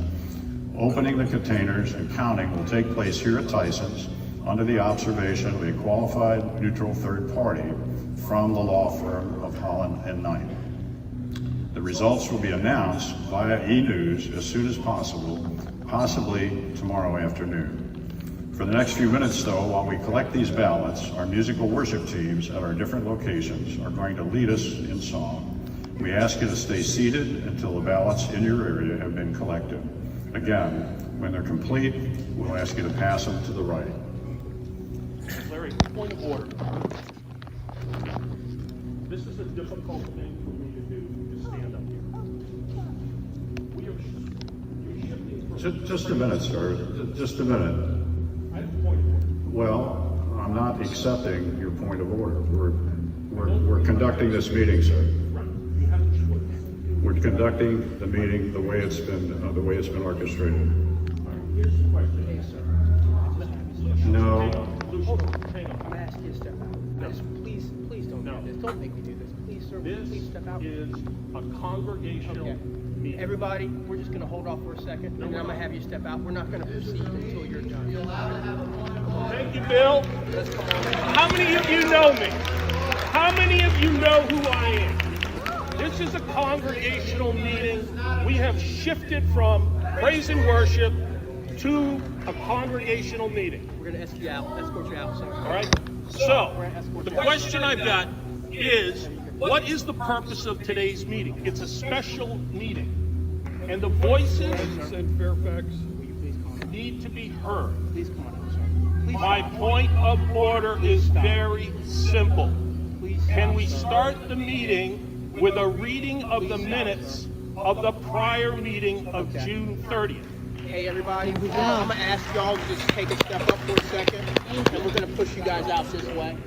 All right, I'm I want to sorry. talk about adultery. If you can. I want to talk about fornication. We're just gonna ask I want to everybody talk to about push out just for a financial little bit, chicanery all right? that's going on here at the I'm church. gonna ask you guys on this side to This push out just for a second. is a congregational meeting where the congregation gets together and has the opportunity to speak amongst ourselves. You can. We're just gonna ask you to come out. We're gonna have somebody come in here. I think, honestly, I think things should not be reduced to this ridiculous level. Baloo? Chairman, please, can you please let's call this enough? For peace sake. Okay, sir. I'm gonna have you step out.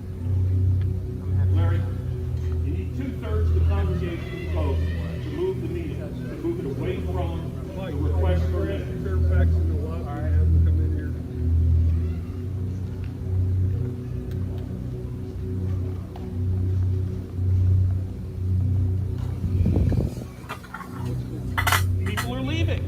They want to have a congregational meeting. That's why they came here today. You guys have piggybacked this to put it right after a praise and worship ceremony.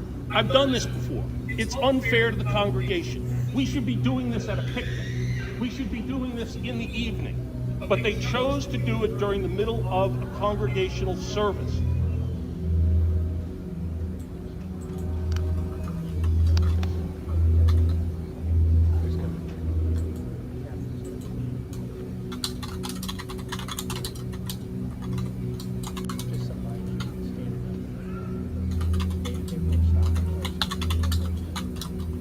No, I've made a request. I do need a mic. I do need a mic. We're being censored by the church.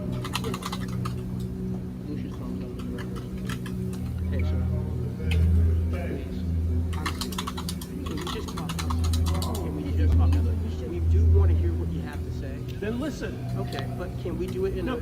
How many people would like to hear what I've got to say? Yes! Yes! Yes! Folks, we anticipated that as we're following our normal protocols here, we will reconvene at the time this is resolved. We will reconvene at the time this is resolved. I'm going to have to ask you if you guys can just clear this area out. Would you guys mind clearing out just a little bit? This is a business meeting. Give him the mic. Why are people opposed? You think we're some sort of weirdos? I've been a teacher in this church for 15 years, teaching Christianity 101. Where's the mic? In this church, and I asked them to respond on specific questions, and I got stonewalled. I got crickets. Nothing. Don't tell me that people have come to you and you have talked to them because you have not.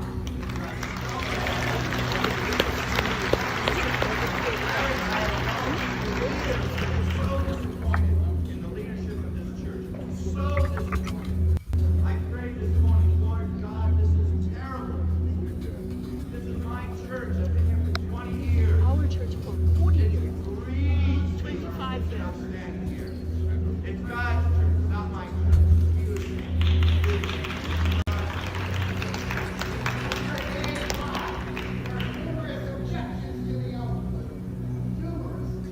All I want are the minutes from the last meeting.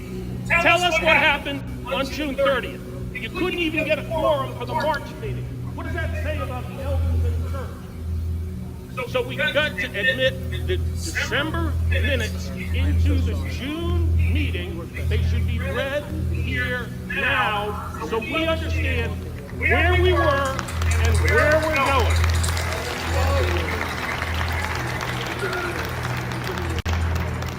So the church has decided that it wants to have an open ballot. Your right to vote secretly after 60 years at the Plain Bible Church. Look at your ballot. It has your name on it. This is unfair. I'm going to ask you guys to take a step back. I'm going to ask you guys to take a step out. Is that all right?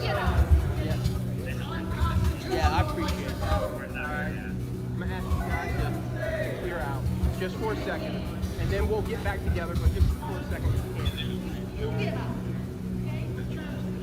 Yeah, let us vote. I've got a motion on the floor. Vote on it. I want second. Two-thirds vote to move it. To stop the discussion. This is our meeting.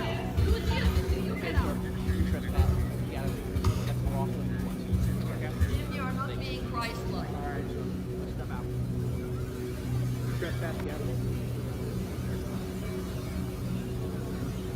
Thank you, Jim.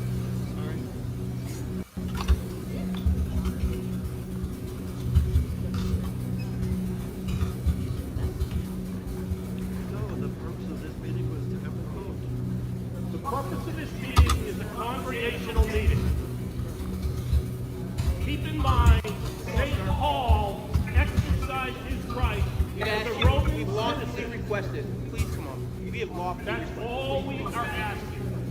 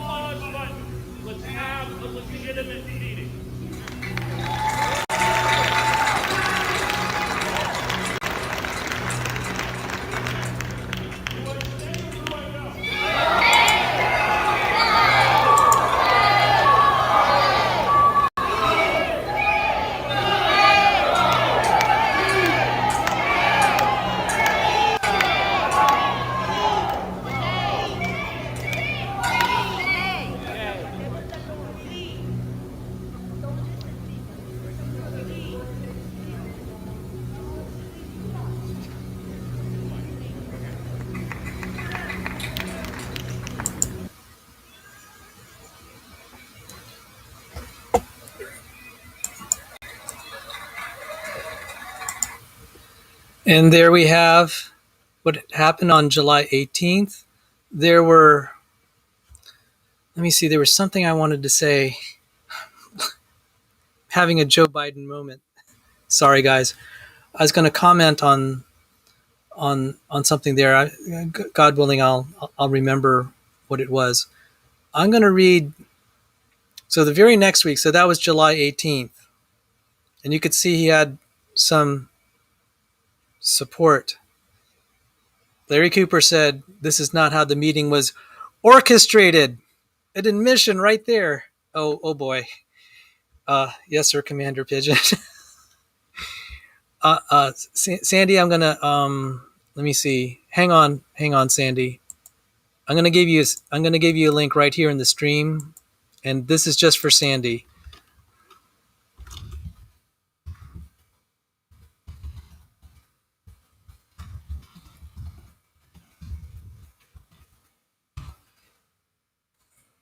Let me know if that works, Sandy.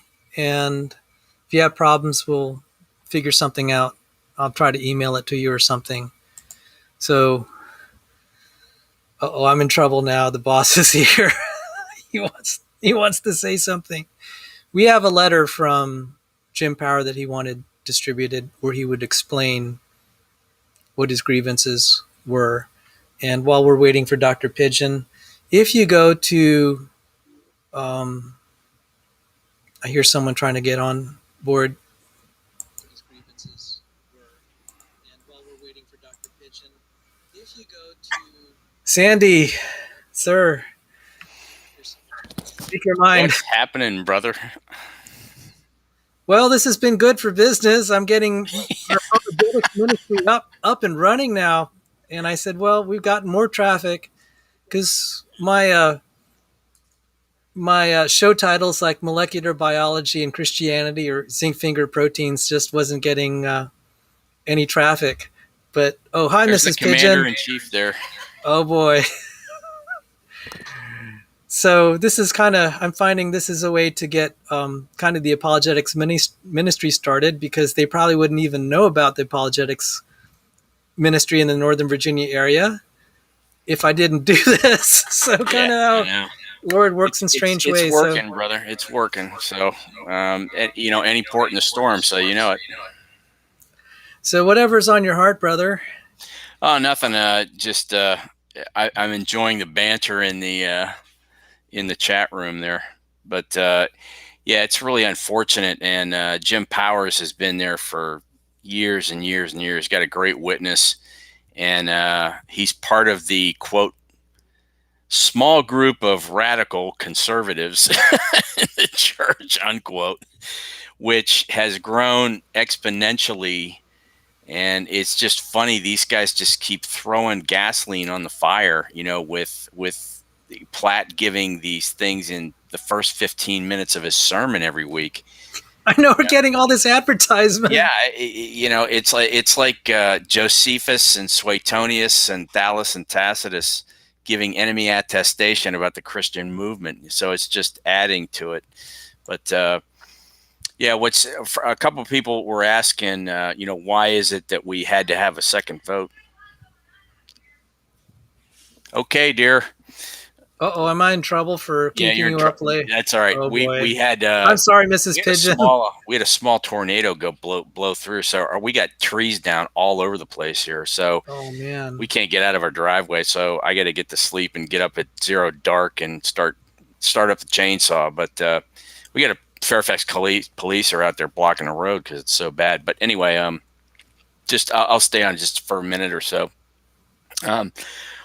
The reason that, or the only procedural matters, and we have taken this for the audience, we took the Matthew 18 process for several months to try and alleviate these problems. The problem is we're finding out that the elders early on in January of 2019 actually basically handed the church over to Platt and a couple of the guys he hired.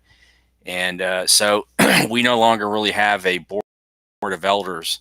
I'm hoping that maybe the discussions you and I had with Chuck and those guys will bear fruit, especially naval officer to naval officer. Yeah, I'm Chuck praying for and that. Patrick Lee. Yeah, Yeah. I'm hoping that has some fruit, and they're going to say, we need to make some changes.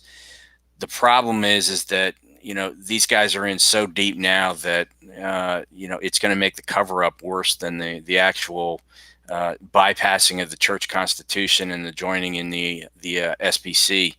And, the tacit admissions that were given that, we're not part of the SBC, we're not part of the SBC. And then Wade Burnett standing up and saying, well, that happened under Lon's watch. Well, okay, that to me is a little bit of actually an wasn't admission. true either. That wasn't true.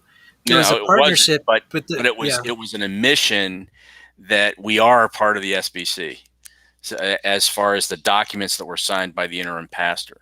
So it's just very interesting, and one of the things that people have been complaining about is that we're not being biblical and we're letting Caesar into the process. Well, the thing of it is, people got to remember that the last part of Matthew 18 says that, if they will no longer listen, then you have to treat them as pagans or Gentiles, depending on your translation, and tax collectors. So with that, but we also have to remember that church constitutions actually were the basis for state and federal constitutions. The Constitution is based upon what was done in the churches prior to the constitutional conventions in each state, and they mirrored much of the especially state constitutions on what they did in the churches in early America.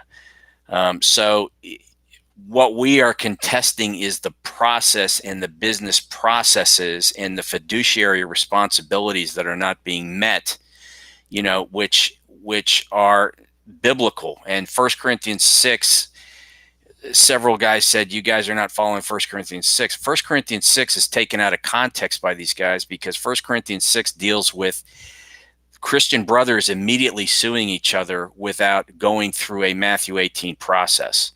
And, that's what Paul was talking about. That's the context of that passage. So it has no application to what we're doing. We tried doing this over the course of a year. And if you guys want to see the 5 of the guys some of whom were elders prior, and some who were in what we call the vetted elder pool, wrote a 35-page document outlining everything that was going on with, especially with critical race theory, which was really the catalyst for this whole thing. And that's a huge, let's put it that way, that's the stick of dynamite that, or the propellant that's used for setting off the atomic bomb. And from that, because they would not adhere to that Matthew 18 process, and now that we found out that the elders are complicit in handing over all this power to the church, which is A, unconstitutional by our own constitution, B, we're not supposed to be a part of any denomination, even if it's affiliated with the Southern Baptist Convention. But C, people got to realize, because people were telling us to just walk away from this. And I'm telling them, you guys don't understand. This is a systematic takeover of churches across the country, and beginning with the same modus operandi that are used that were used at First Baptist Church in Naples, First Baptist Church in Fort Lauderdale, that's ongoing now, and they have just brought up a lawsuit against the procedures and business practices within the church, and people not adhering to a contract of the Constitution, which is contractual law. This is why we've had to go this route. We've done everything, but if you guys want to read that biblical exegesis that these guys gave on the critical race theory teachings that were in our church, Capstone printed the entire 35-page document, and it was so well done that several men of great biblical knowledge who were in that elder pool wrote it. Several other congregants including myself, got a chop on it, and it was, not that I had anything to add to it because it was done perfectly, but that's all for everybody's reading to see that. And we've gathered so much information about some of the financial shenanigans that are going on, such as the church's funds being pushed into two central funds, and there being a lack of accountability of what's going on with funding. So this goes beyond just a Christian brother talking to a Christian brother. This goes to a corporate level, in adhering to corporate law, to fiduciary responsibilities, etc. So it is very unfortunate. We prayed it would never come to this, but we have no recourse. And people are telling us, well, you just walk away. Well, did Paul walk away from all the churches in Corinth, Ephesus, Philippi, all the rest of those churches? No, he was nearly beaten to death a few times, put into jail. Did he walk away? No, he didn't walk away. You don't walk away from problems, because you walk away from this and they have taken the crown jewel of one of the biggest churches, which has the most influence on the secular nature of Washington, D.C., of any church in America. You can arguably, Grace Community Church, John MacArthur's church, has a similar influence on America, but we can't walk away from this fight. This is a fight that parallels what's going on in the school systems, and as the audience is probably aware, Loudoun County is now what we call a center of gravity for the critical race theory fight that's being taught in the school systems. So this is a cultural fight as well, and this is the cultural fight that has been taken to the church, or in the church. It's the small wearing away of the American fabric that was posted in 1958 in Cleon Skousen's The Naked Communist, which was put into the Congressional Record in 1961. And I believe it's number 27 or 28 in those communist goals is to eradicate the church, or influence so much that it becomes negated for any kind of influence in society. So anyway, my boss man here is telling me I need to go. So I can't.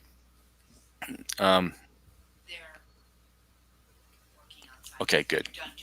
Yeah, I'll go up and check on them. So we cannot walk away from this fight, and I would implore you guys in the audience, ask questions of your elders. Make sure that these kinds of teachings are not slipping in. Make sure that the pastors, if you have a congregational polarity that we have, where the elders work for the congregation, the pastors are supposed to work for the elders, not the other way around. And so they are responsible to answering to you, the members, the body of Christ. And anybody should speak up.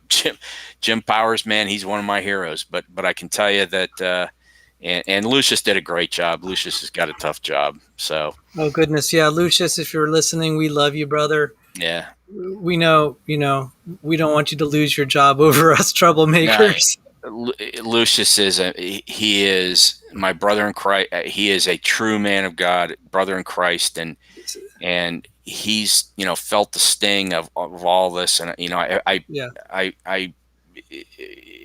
because we go shooting together, we do other things, and he's just put in a tough position. And I used to be one of those. I would have been one of those guys standing down front had I not left.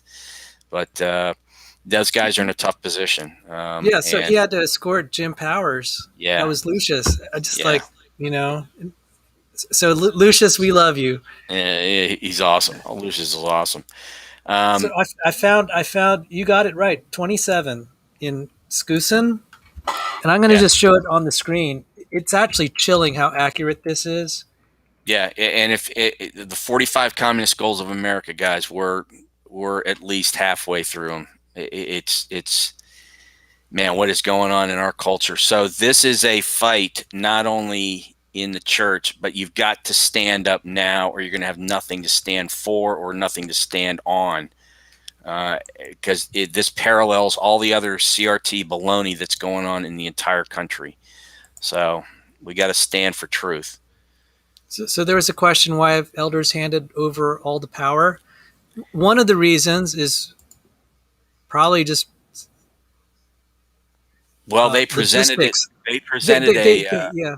a document back in January. We got a copy of it, and I got verification from a couple of former staff members. Yep, this is what was presided over.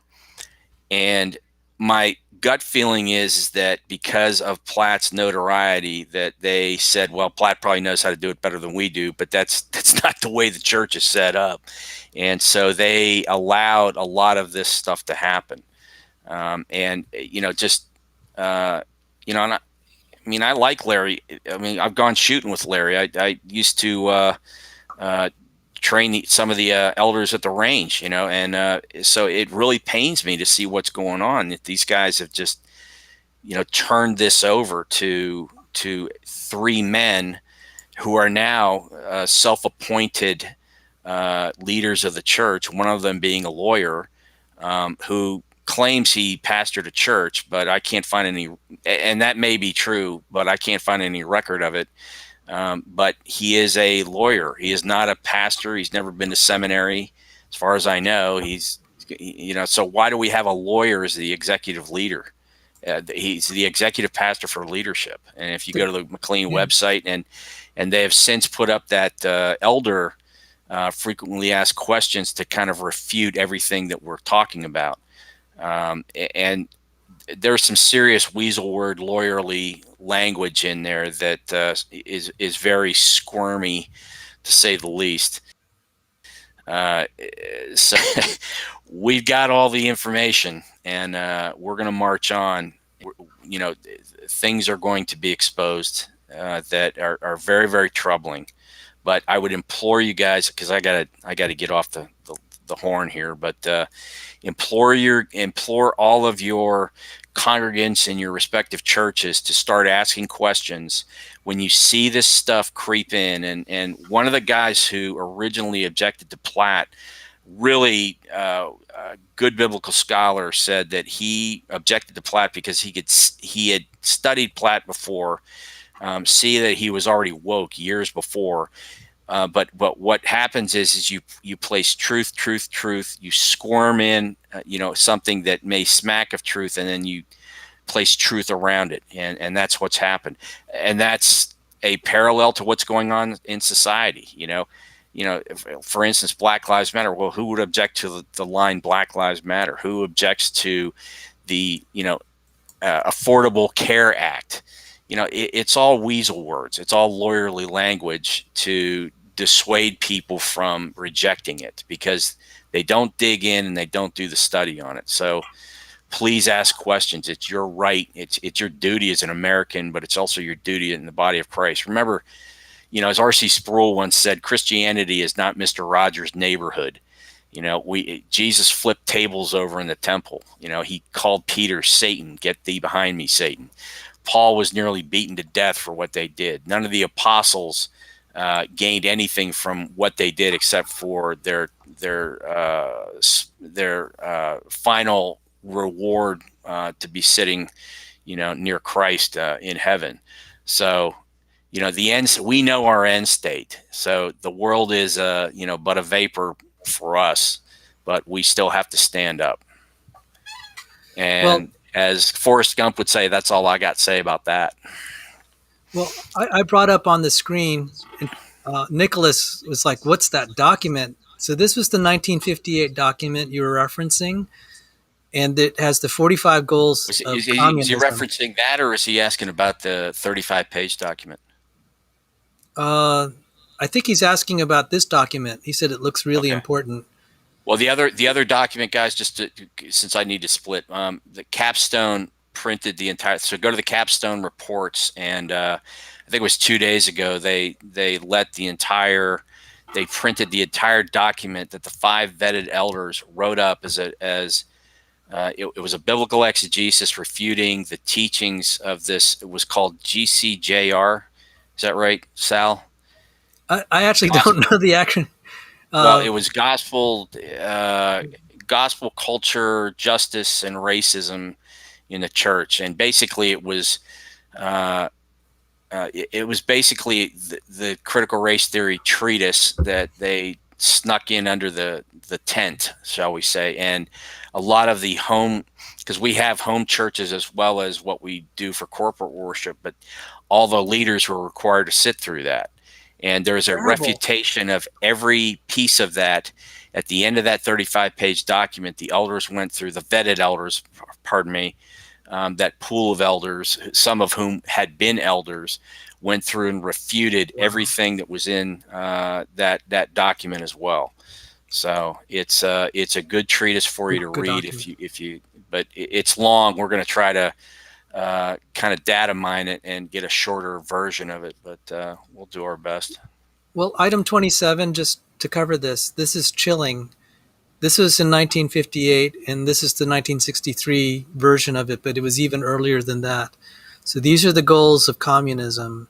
Infiltrate the churches and replace revealed religion with social religion. Discredit the Bible and emphasize the need for intellectual maturity, which does not need a religious crutch. And so this whole document, you could see how this is played out, just orchestrated, just to quote Larry Cooper, orchestrated. Yeah, exactly. And so the 35-page document, the reason that's meaningful to me, one of the vetted elder nominees, was involved in the apologetics ministry at McLean for 15 years. And so when people have asked me, I was involved in McLean on and off for 40 years. Even though I'd been going to other churches, I'd been part of their creation apologetics forum on and off for a very long time. And one of those elder nominees who wrote that document was in the apologetics ministry. And so we have Sandy Pigeon here, who wrote his PhD dissertation on apologetics for McLean Bible. And then there's me. So the apologetics ministry I'm very proud of the guys. They have stood up for the church. They've been part of the vanguard. And I was thinking about it. I said, yeah, what does this channel represent if I'm just going to talk about molecular biology and not these other things that are important to the church? To think critically about what's infiltrating and poisoning the gospel from the pulpits. If I don't stand up, what does my life count for? Well, just because we're not going to have an apologetics ministry to push. Yeah.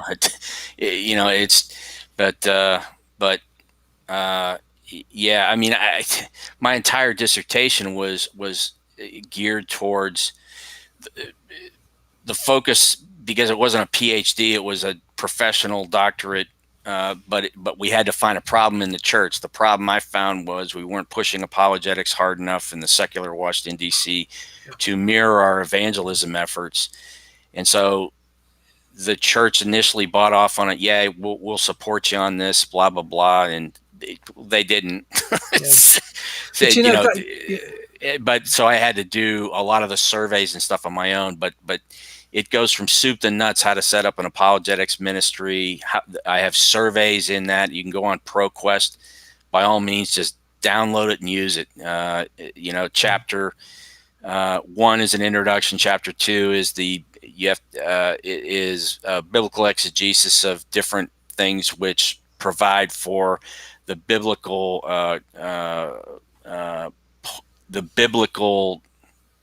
what do I want to say? Not rationalization, but the biblical justification. Thank you. Justification for doing apologetics very vigorously. Chapter 3 goes into different types of apologetics that, soup to nuts, plus the legal aspects, because separation of church and state is a misnomer used by the American Humanist Association. Has been for years. It doesn't exist in the Constitution. But then the last part of it is all surveys that you can apply and give to your congregation to gauge their level of apologetics knowledge, and then you can start your own program from there. Coming to channels like Sal's, going to SFTs, or It doesn't matter. You can gather all of that knowledge and start infusing it into your sermons. And Lon Solomon was awesome at that, as we Awesome. both know. So, Yeah. Well, there's an opportunity now because we're actually getting more visibility through this for teaching apologetics. And to that end, I'm organizing a Evidence Reasons Fellowship that was in the discussions to minister to the people at McLean, and then also the churches like Cornerstone, Emmanuel Bible Church, Reston Bible, and then Occoquan Bible, other churches. So I was thinking today, Sandy, I think the Lord called us to this. We need to pursue it, because otherwise you and I would be flying bush planes together in Alaska. That right now, that sounds pretty appealing. I know. Going up to a salmon run, or maybe going out and hunting some moose or something. I don't know. Jeez, I mean, this is the life I wanted. It's just amazing. Our lives kind of tracked, because you're going to go to my flight school and you're going to learn how to fly bush planes, and that was what I wanted to do, be a commercial pilot. And the Lord had other plans, so now we're here. Here we are. Yeah. So I'm going to read Jim Power's thing. I know you have to go, but just so you know what's next, then I'm going to close the stream. But I'm really glad you joined the stream. No, I'm glad. Thanks for having me in, guys. And like I said, so many people have said, well, why don't you just walk away and start another church? Guys, this is just like cultural Marxism. They're going to find you everywhere you go. So you need to stand your ground. And, as Chesty Puller said when they were surrounded at the Chosin Reservoir, he said, we're not surrounded, we're just fighting in all directions. So we have to start fighting in all directions. So interesting character. But you got to stand up and you got to take charge, or the body of Christ is, somebody was mentioning in the Methodist Church that, they've gone bananas, shall we say. But we got to make a stand, and I know I'm beating that to death, but it man, I tell you, it's just really disheartening, disheartening. So anyway, God bless you guys, and we will see you soon, I hope. If I can get out of my driveway, I got to be up and start the chainsaw up, and so we can cut the trees and get out of here. So I got to go up and see if VDOT's up at the top of the street right now. So. Well, I'm glad you're okay, and I'm glad your property's okay. And man, it was bad. So, I mean, my little room here was shaking. I mean, Sam was upstairs praying. The house was, we were going to go off like the Wizard of Oz or something, man. I'll tell you, it was bad. So we must have had a small tornado blow through here, like we had it back in 2012, I think. Yeah. They called it a derecho, but man, it just ripped down some huge pine trees out front. So anyway, all right, brother, we'll see you tomorrow, hopefully. All right. Take care, Sandy. God bless you. God bless all. So, guys, I'm going to read something from, so you saw the gentleman, Jim Powers. He has distributed an essay because David Platt singled him out this past Sunday. So you saw that where he was escorted out of the sanctuary. That was July 18th. So fast forward to 1 week later, July 25th, David Platt opens his sermon talking about Jim. So it's been really funny. This group that is trying to restore truth and transparency and financial accountability to McLean, David Platt has been giving us free advertisement the first 10, 15 minutes of every sermon the last 4 weeks, kind of unwittingly and inadvertently. He keeps saying, don't go out there to the blogs, it's ungodly. And then he'll mention, I read this in the Washington Post talking about the problems at McLean, and we're going through so many problems. And like, well, thank you for pointing out we're going through problems, and maybe people will read the Washington Post. Maybe they'll Google things of what's been going on. Maybe they'll land on this channel. And I want to thank all those who are active members and also regular attenders at McLean Bible. Those of you who've visited this channel, thank you for hearing me out. Our numbers from our best estimates had grown from about 7% of the congregation now, 20% by July 18th, maybe even more, are now aware of these problems because of all this. So we don't know what's going to happen. As I said, the Lord's laid it on my heart to try to take care of, to learn how to manage my own household well, because it says in the passage about elders or leaders in the church, it's applicable to every Christian, that how can you manage God's house if you can't even manage your own house? So yes, there's passages in the Old Testament where God says you invest first in God's house and then you take care of your house. There was a prophecy about that. But there's a subtlety to this.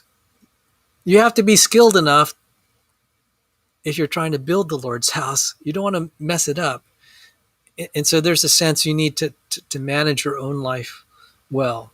You give to God's house first, but you learn how to do that effectively as far as guiding the church by managing your own house well. So I'm not saying necessarily that this is how the church has to be run from now on. That's way beyond my knowledge level. I am saying I'm identifying problems that need to be discussed and addressed, and I'm pointing out when I feel that there's been a false gospel preached from the pulpit. I can do that. Maybe beyond that, I'll leave that in more capable hands. So, here, you are Cernal Josen. Well, thank you. Isn't God amazing? Isn't wonderful how he uses these problems to convict us and draw us closer to him? Amen. A lot of people, and I do want to say this is beautiful, a lot of people were telling me that they were a little bit spiritually lukewarm. But now engaging in these problems, they began to have a little more fire for the Lord. They began to have more time fellowshipping with other believers. They had more time reading the Word and trying to understand. And I could tell you the fellowship has just been wonderful. During this hard time in the church, I'm spending more time with other believers every Thursday night, and tomorrow we're going to have where we would just read scriptures to each other, and then just to encourage each other, and then also to ponder. We would share, there'd be like 100 of us. We would share what scripture is helping us. And my scripture is from the book of Esther. How do you know that you were not appointed for such a time as this? I feel that it's providential I'm even in this fight, because if my mother were still alive, I was taking care of her 24/7, I'd probably be out of this fight. Just to relate, Elder Mark Gottlieb told me in 2019 when I was being interviewed to be a member, because I was applying to be one of the leaders in the Apologetics ministry at McLean. I told him my mother's situation, that I was pretty much homebound. I could barely get out of the house maybe once every other month. I had to arrange a lot of medical care for her. As you have to come back to McLean. She died on April 30th, and I was just about to submit my resignation to the church. I was going to go to a more geographically closer church that's just almost walking distance from my house. But then someone called me from McLean Bible Church, a member, not from the staff, called me and said, "Sal, we need you." And boy, I've been thrown in the thick of things, but I've gotten so much fellowship out of this. You saw Dr. Sandy Pigeon. He had come to my mother's funeral, he and his wife. And that was the first day that I ever met him. We knew each other, even though we attended both McLean. He now attends another church, but for a while we actually attended the same church. We never even met each other because McLean's so big.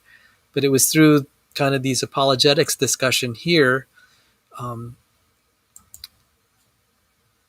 that we got to know each other. We finally met each other in person on May 14th, the day of my mother's funeral. And so it's because of Sandy I'm in this. It's because my mother went home to be with the Lord. Elder Mark Gottlieb said, after she passes, you've got to come back to McLean. And there was Sandy there at my mother's, Sandy and his wife. You saw them briefly. They came to my mother's funeral. And thank you everyone for the sympathies. So I felt this is where you belong. This is where you're getting supported spiritually.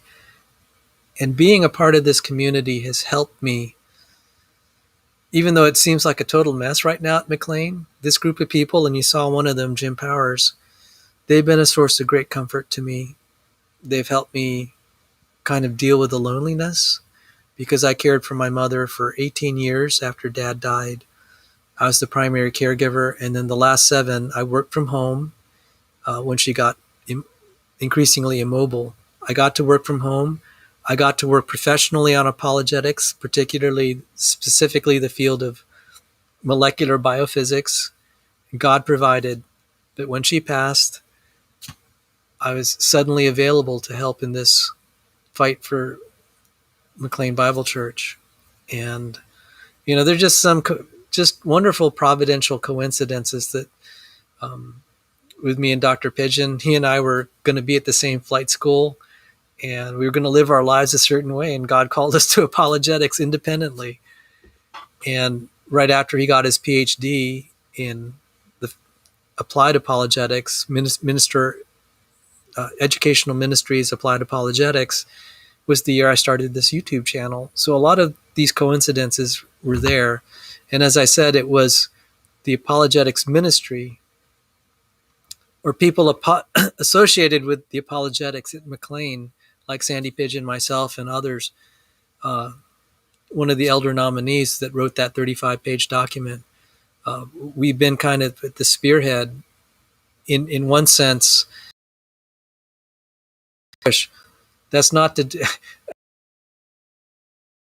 We're also really started this. These were the financial types.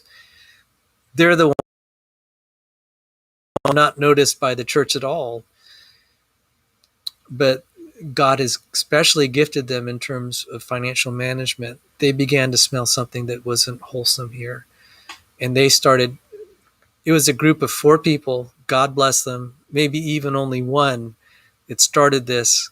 And that was the match that lit the fire for this moving forward. And then the apologetics ministry, not the ministry officially, the apologetics, the group of people that were involved in apologetics began to join the fray. And so that's a little bit. So now I'm going to read Jim Powers' letter responding to what David Platt, singling him out this last Sunday. So you can find, I'm typing this in, you can find his letter at the website savemcleanbible.org. So now I'm going to read what he has to say. This should be I think this will be very informative. So let me see if I can upload this. There it is. This is from Jim Powers. So you've heard my perspective. You're going to hear it from his. What's going on at McLean. Let me try to make the font bigger. And after this, we'll probably close out the stream.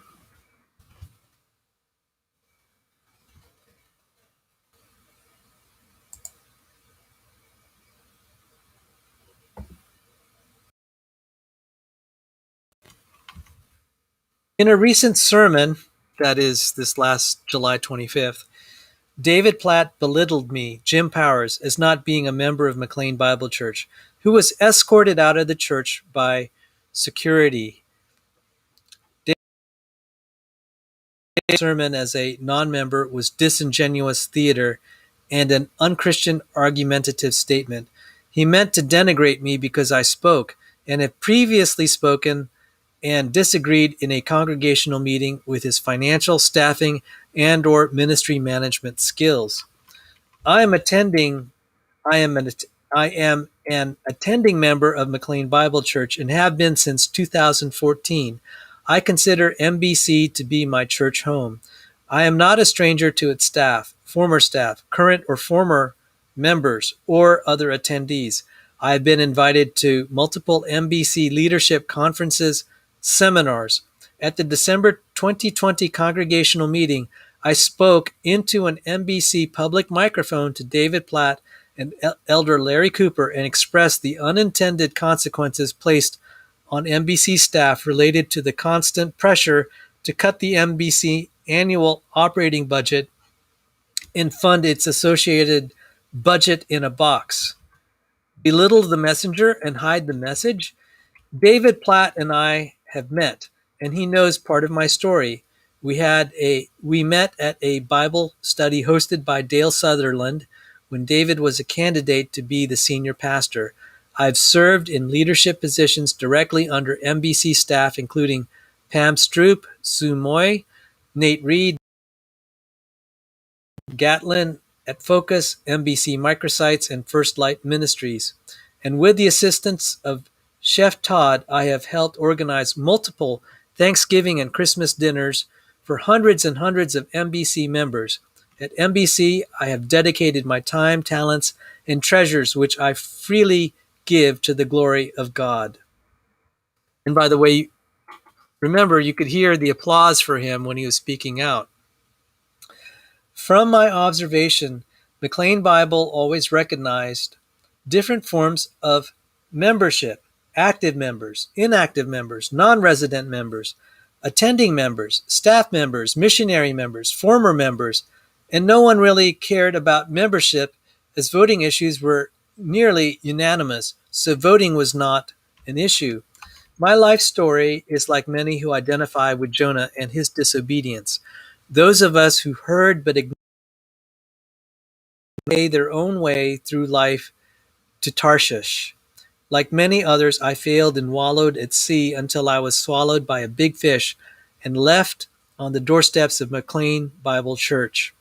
Once again, on dry land, my life changed to one where I not only believed in Jesus, but was willing to follow his will for me. At the July 18th special congregation meeting, my point of order was sincere and practical. I did interrupt Larry Cooper, who is chairman of the elders, because a point of order does interrupt the speaker. A point of order does interrupt the speaker. MBC has not read its congregational minutes since at least December 2020 and or earlier because of the pandemic. The March 2021 congregational meeting was not recognized because a quorum of members was not present. At the June 2021 congregational meeting, the MBC Board of Elders and David Platt threatened anyone who spoke out with trespassing charges and arrest.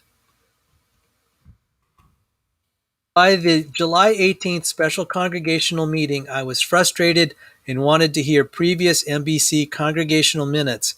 And reading my below comments, every MBC member should want to hear them too. At the year-end December 2020 MBC congregational meeting, we were informed by MBC Elder Larry Cooper, the MBC Board of Elders, including David Platt, elected to borrow $1.85 million from the federal government under the PPP loan program. Yes, the pandemic was an emergency. The Elder Board and David Platt were, I believe, reasonably reacting to the pandemic when they elected to borrow money without congregational approval. The PPP loans were designed to assist American companies make payroll if an organization had an interruption of cash flow. The MBC Elder Board and David Platt were reasonably concerned about donations and borrowed the PPP money, yet God graced MBC with donations, and MBC did not need the PPP loan to make payroll. The PPP money was set aside in a separate account. Yet, at the congregational meeting when the 1.85 million PPP borrowing was announced to the MBC congregation about 9 months after the borrowing, it was simultaneously announced MBC would elect to keep the 1.85 million PPP money and not pay it back to the federal government. Elder Larry Cooper told the MBC congregation they could not object to this. He told them they could not object to this. There are multiple objections from the congregation members on keeping the free, quote unquote, PPP loan, and these objections and Elder Larry Cooper's statements should be recorded in the MBC congregational minutes. Maybe they weren't. That's an issue. What happened at the congregational meeting? What happened at the congregational meeting? And was it recorded? This is not good. If something happened of significance where there was motions and votes and it's not recorded, that's really bad. That's really bad. So going on, the MBC Constitution given to me at the recent July 2021 new member meeting does not delegate borrowing money, delegate the borrowing of money to the Board of Elders, including David Platt, from the MBC Constitution. The MBC Board of Elders, including David Platt, shall exercise oversight of church financial business and property matters. However, financial approval remains with the MBC congregation. In December of each year, the MBC congregation will approve the church budget for the ensuing year. In addition, MBC Board of Elders, including David Platt, quote, shall not convey, sell, or buy or receive property or obligate the congregation except as authorized by congregational action at a constitutionally called congregational meeting. This is really bad. When congregational money can be appropriated by the leaders without congregational approval, like, this is getting to be disconcerting. And the reason for these safeguards is to protect the leadership from temptation, for one, and then prevent the leadership from following through with temptations. And as I pointed out, there's concern that there's some shady dealings with the money, where the money's going. All right. At the very least, it doesn't look above reproach. So let me continue.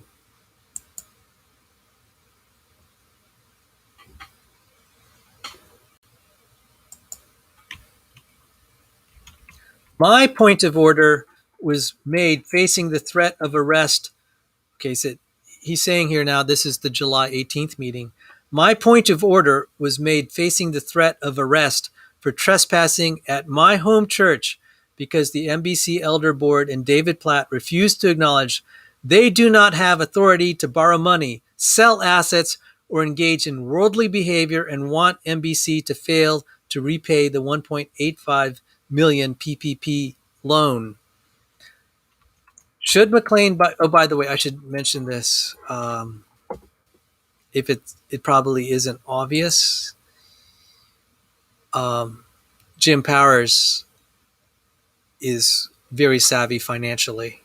He's very savvy financially. That's his professional job. That's why he's using this language. There are enough members of the congregation that are involved in the financial industry. They can smell things, okay? So I know this is technical, but because of his background, he's totally seeing this.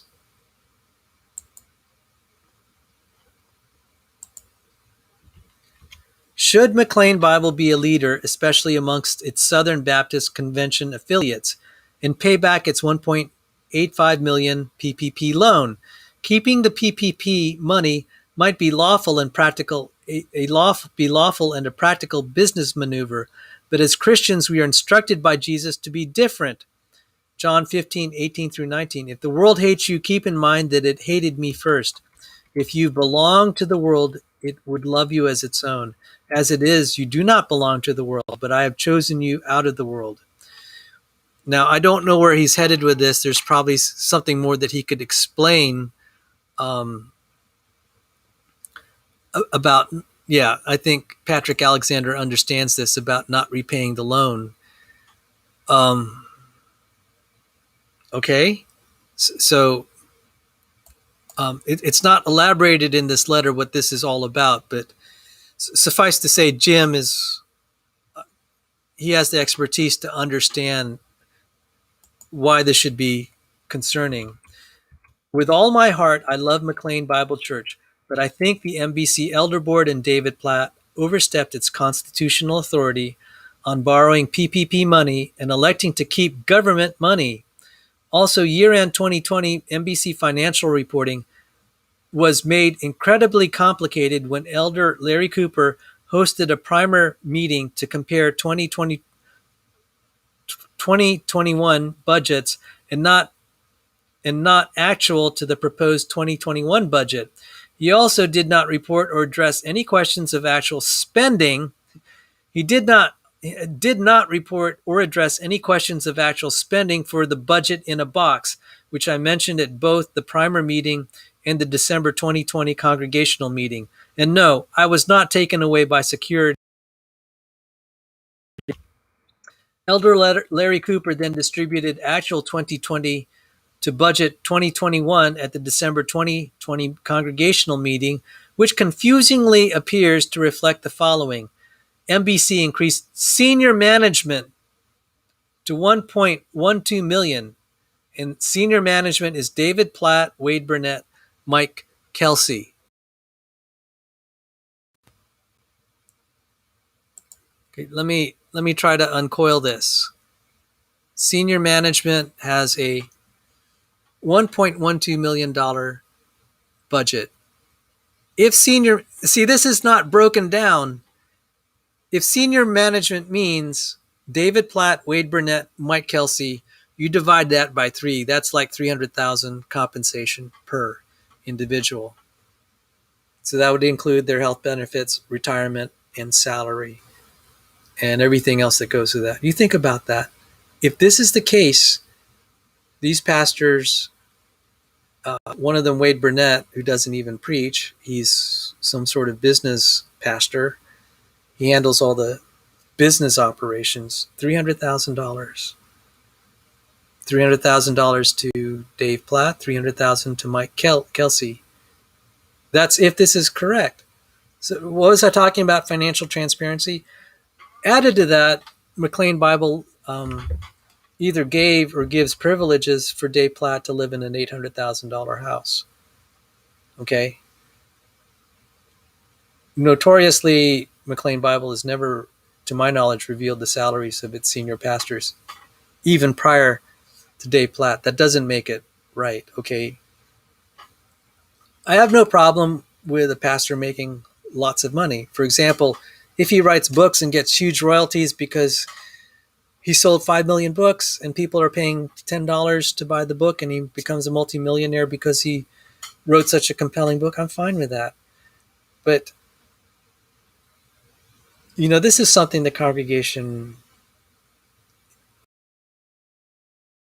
to know what's going on, and they can decide for themselves. They could say, well, that's too much or too little. What has happened is David Platt and Mike Kelsey got 20% raises while staff was being laid off, or shortly around the time staff was laid off. The congregation, I think, needs to be aware of that. And then ministry budgets were being cut. We used to have on Sunday, so many packed out classes, Sunday school classes on Sunday morning. And I showed pictures in my video of all these empty classrooms. Many of these ministries were volunteers. Some of them had a little bit of funding. It just doesn't, okay, guys, this, why can't we talk about this in congregational meetings? So let me share this. Steve Lowe, our church used to cover the payroll of our preschool teachers during the time the school was completely closed, and tuition had ceased while the school was closed. And Steve, welcome. I think this is a name I haven't seen before in the side chat, so welcome to the channel. All right, so I'm going to go back to Jim Powers' letter. Okay, so now this is explaining why he was some of the reasons he was standing up in the middle of the congregational meeting. This is, as to quote Capstone, this is like running a Bananna Republic. You're suppressing concerned dissent. And Larry Cooper himself used the word orchestrated congregational meetings. To quote Capstone again, they used the term Bananna Republic. All right, so going back, Elder Larry Cooper then distributed actual 2021 at actual to budget 2021 at the December 2020 congregational meeting, which confusingly appears to reflect the following. MBC increased senior management to $1.12 million, and that is David Platt, Wade Burnett, and Mike Kelsey. Yes, that's the same Mike Kelsey who said he finds it hard not to torture all white people, especially white evangelicals and Christians. That Mike Kelsey. 456,664. But MBC cut local church planting by 603,157,000. Cut outreach local by 2.6 million. Cut outreach by 2.6 million. Cut access, that is kind of the disabled, access ministries. Cut access, an adult program, by 290,468. Cut events by 125,073. Eliminated McLean on the move, 123,535.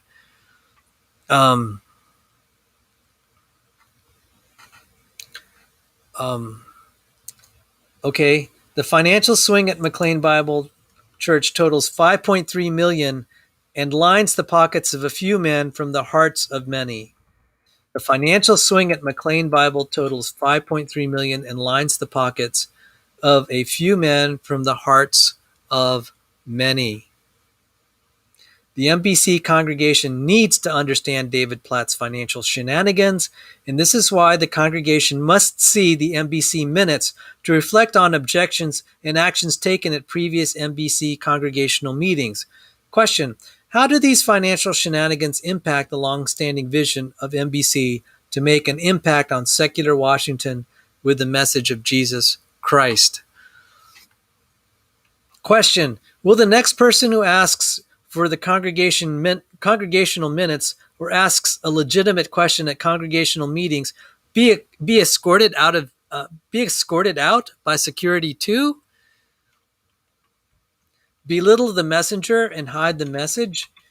This month, along with a couple dozen friends who are long-term attending members, I took the MBC membership class this month and will submit my formal MBC member application.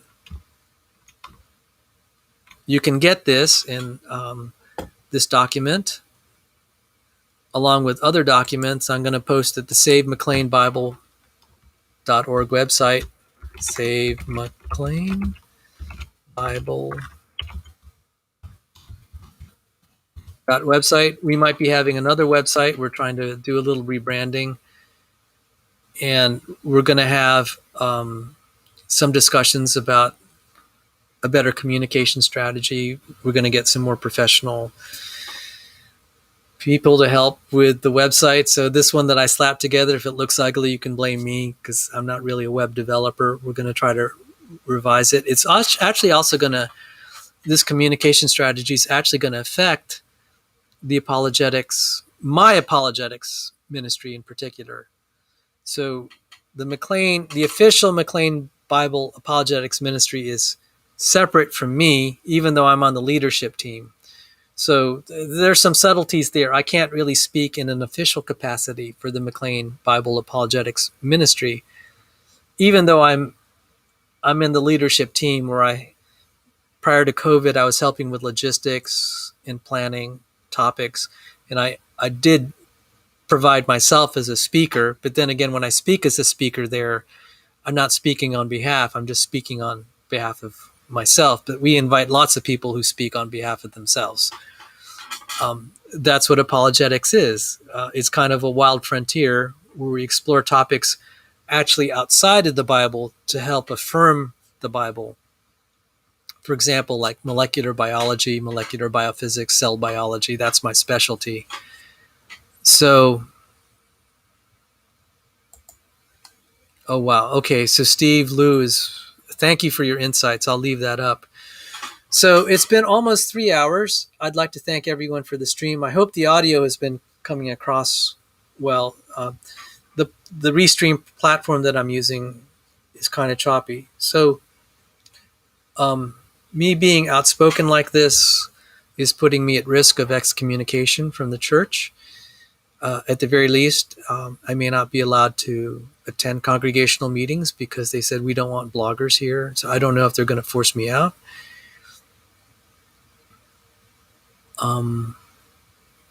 That's going to be an interesting question. And if security's listening, I reiterate again, you guys and Lucius Thompson, head of security there, you guys are in a tough position. I will not cause trouble for you guys. I know you're in a tough spot. I don't want you to lose your job or have conflict with your employer because of my behavior. I respect you guys. So, and thank you guys for the kind words. Thank you, Philip M. Good night, Philip, and God bless you. So, yeah, we'll be closing the stream down. So I was saying all of this has actually brought awareness of my personal apologetics ministry, which is for free. I offer it for free. I don't charge anyone. I would like to thank, however, some very generous donors who have, if you go to the YouTube channel, you'll see in the banner there a little place where it says PayPal. If you feel inclined, you can donate there. It's not tax deductible. But thank you very much for all those patrons who have donated to this channel, because otherwise I could be doing other things with my time. And when people express their support that way, it motivates me to spend time like this. But really the thing that has motivated me the most has been the outpouring of love and support in the side chats and also on some of the shows and in the comment section. The love and support that's been offered in this last year that was very difficult. I was taking care of my dying mother who passed away April 30th, and I needed a lot of support emotionally after that. So I can't thank you guys enough. I don't know what's going to happen at McLean, what God wills, but I am committed to trying to share what little I know as in the way of evidence and reasons for the Christian faith. This coming Friday, I'm tentatively going to schedule a talk that specifically presents evidence and reasons for the McLean family. Because there are groups of people at McLean Bible Church that are interested in apologetics. I'm going to be forming a talk that's tailored to them, but will be publicly broadcast to the YouTube world. And it is not officially part of the MBC Apologetics ministry. It is part of a separate ministry that I'm a part of, the Evidence Reasons Fellowship. And so that'll be a little bit more toward our regular programming here. But I decided that talking about McLean is actually great advertising for this YouTube channel, and my hopefully soon to be retrofitted and revamped website, the evidenceandreasons.org website. So I'm going to start shutting down shortly, and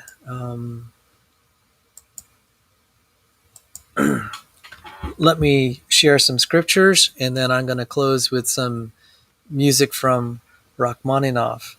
So let me get this all set up that I can get the closing credits all worked out.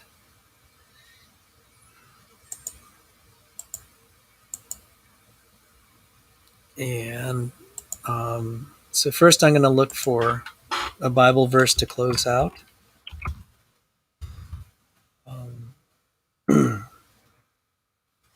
No, let me just say it from memory. 2 Corinthians 4:17. For this momentary light affliction is building for us an eternal weight of glory far beyond all comparison. For this momentary light affliction is building for us an eternal weight of glory far beyond all comparison.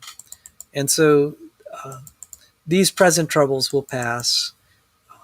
They are momentary light afflictions, and will be with the Lord forevermore. And so now I'm going to close. See if I can find it here. I'm going to close with Rachmaninoff's 18th Variation on a theme of Paganini, performed by Anna Fedorova. As many of you know, before I got into the sciences, I was a music student. And so this is a throwback to kind of former and beautiful days in my life. And you'll get to also see some moon and shores. So with that, take care, all of you, and God bless you.